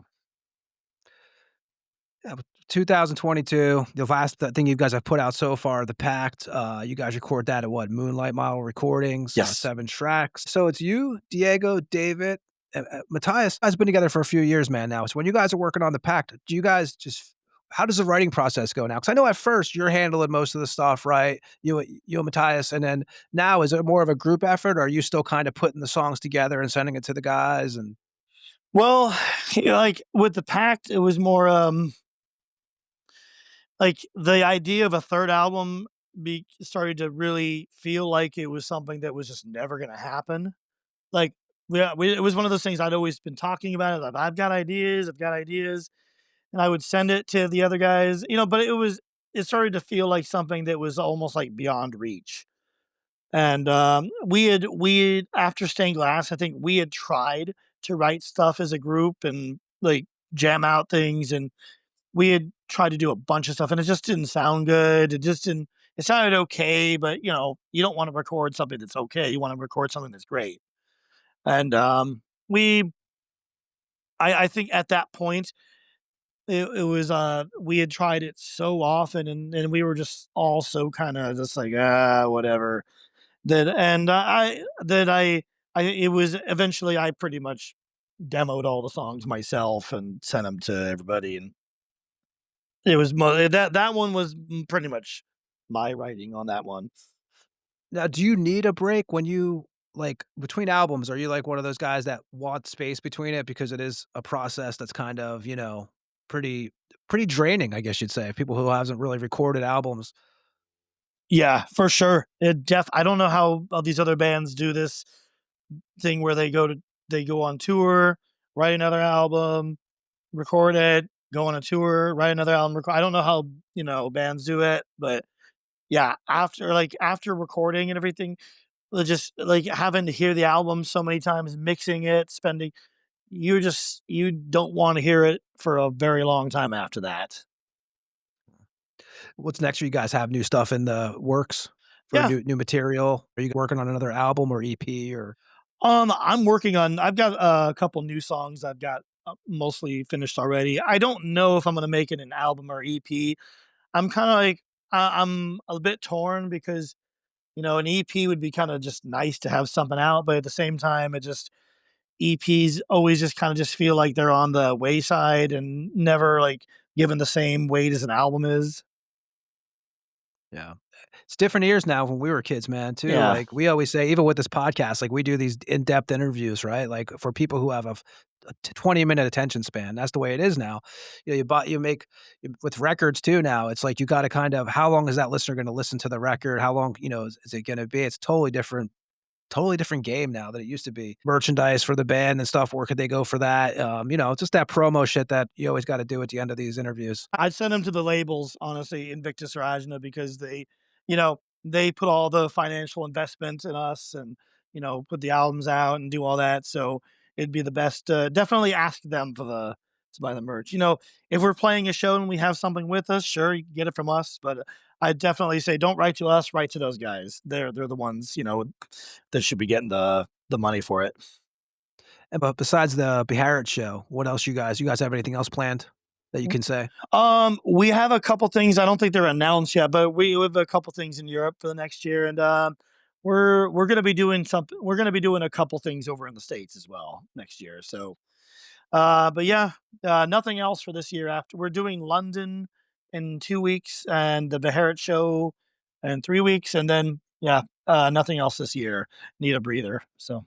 Dude, like I said, man, I must have been like 20 years ago. I've talked to you before after the Brass Mug, but I appreciate you, man, coming and doing this. Cause I know like you don't do much press. You're not, and I get it totally, and, I'm glad you let us badger you with these questions, man. Absolutely, man. Thanks for your time. We're going to play on the way out of here, man. I'm going to say goodbye to you here in a minute, but I'm going to play Unhallowed Ground. So this song was written in 2005 and your mom and basically Dracula inspired the title. Yeah. I'll tell that story really quick. I was visiting my parents, and so my mom is, again, I think we're all the horror stuff, all that kind of interest on my side, I think comes from my mom, because like she's very Catholic, but she had all the Stephen King books, and all the darker stuff, I'm pretty sure came on from that side. And she's also somebody who's like very, very detail oriented. And if something is a little bit off, or, like she'll point it out right away. Anyway, long story short, she was telling me she saw some Shakespeare on the Green kind of thing where they had something with Dracula in it. And something was, she said that there was something wrong because she's like, oh, Dracula's supposed to be buried in unhallowed ground. I remember her telling me that. And I just, the light bulb went off, and I was like, unhallowed ground. And then I went home, and then I did a bunch of research about it and learned about all the places that, the Catholic Church would separate out grave areas in the cemetery and say like somebody who was like unbaptized or a suicide or a murderer, they would be not given not be buried in consecrated ground, and I went down the rabbit hole, and then that's where the song came from. Cool, man. Hey, anything you want to say on the way out of here? Nothing at all. Thanks again for having me on here. Thanks, Ed. I'll be saying goodbye to you in a second, and me and Webb will be back after this track. This is Unhallowed Ground from Negative Plane. We're back on the Tampa Morgue after this track.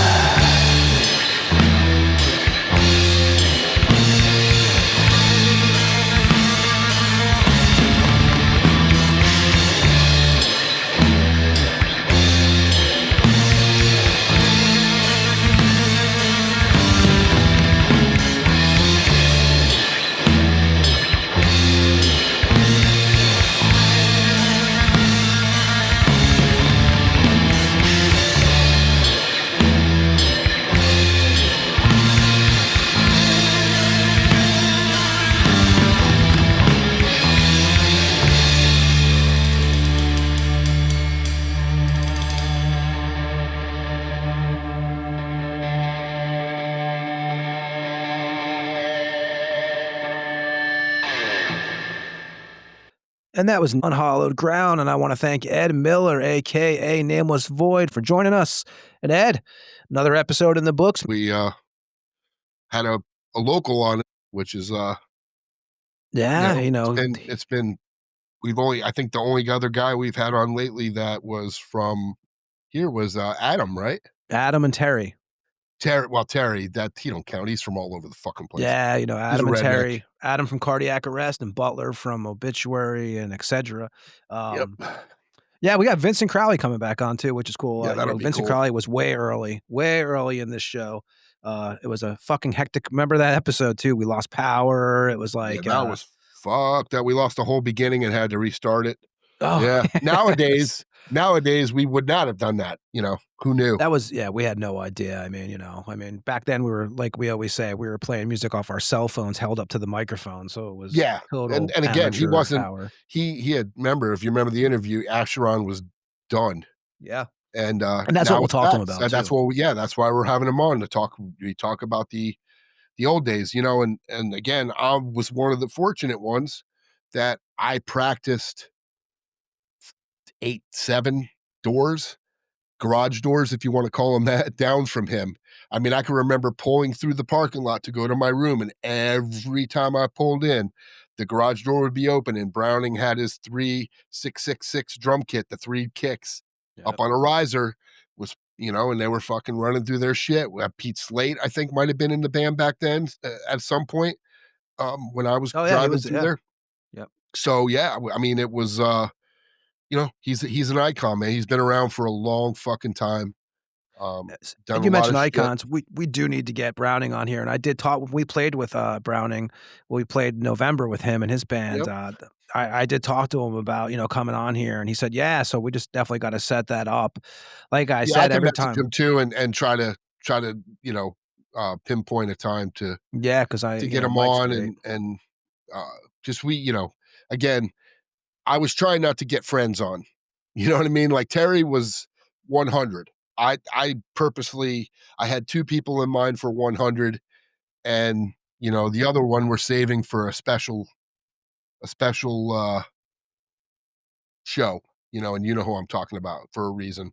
Yes. So, Terry had to be 100 just because for us to make a milestone of 100 episodes, we never thought we would do it, and we did. So here we are. And we're at 106. We're still going. 106, and already got other ones in the future, getting ready to go. So yeah, the guest thing now is the most. It's very easy. Like it's just time figuring out, make everyone's schedule match up and stuff. But we've done a really good job so far with that. And speaking of going, Ed, let's go. Let's get out of here. Yep, I'm good with it. Yeah, like I said, we got Daniel Avenger coming on the next episode from Nocturnal. That'll be a killer episode. Dude's got a lot of history. I'm still trying to figure out how that one's going to go. It's going to be dude's got a lot of stuff going on. Killer musician. I'm looking forward to that. And like we were just saying, Vincent Crowley after that. And Ed, give him the spiel. Yep, Amazon Music, Apple Music, Spotify, YouTube for audio only. That's where you'll hear us. thetampamorgue@gmail.com for correspondence through email. Follow us on Instagram. Our page is popping. Facebook sucks, but you can get us there if you have to, if you're a boomer. And yeah, that's where you'll find us. That's right. And everybody else, we always appreciate you checking out the show. And we'll be back next week with Daniel Avenger. Have a good weekend or good week, whatever time you're listening to this podcast. Peace.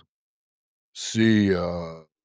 This is King Fally from Deceased, and you just listened to another episode of the Tampa Morgue. Tune in next week and stay fucking dead.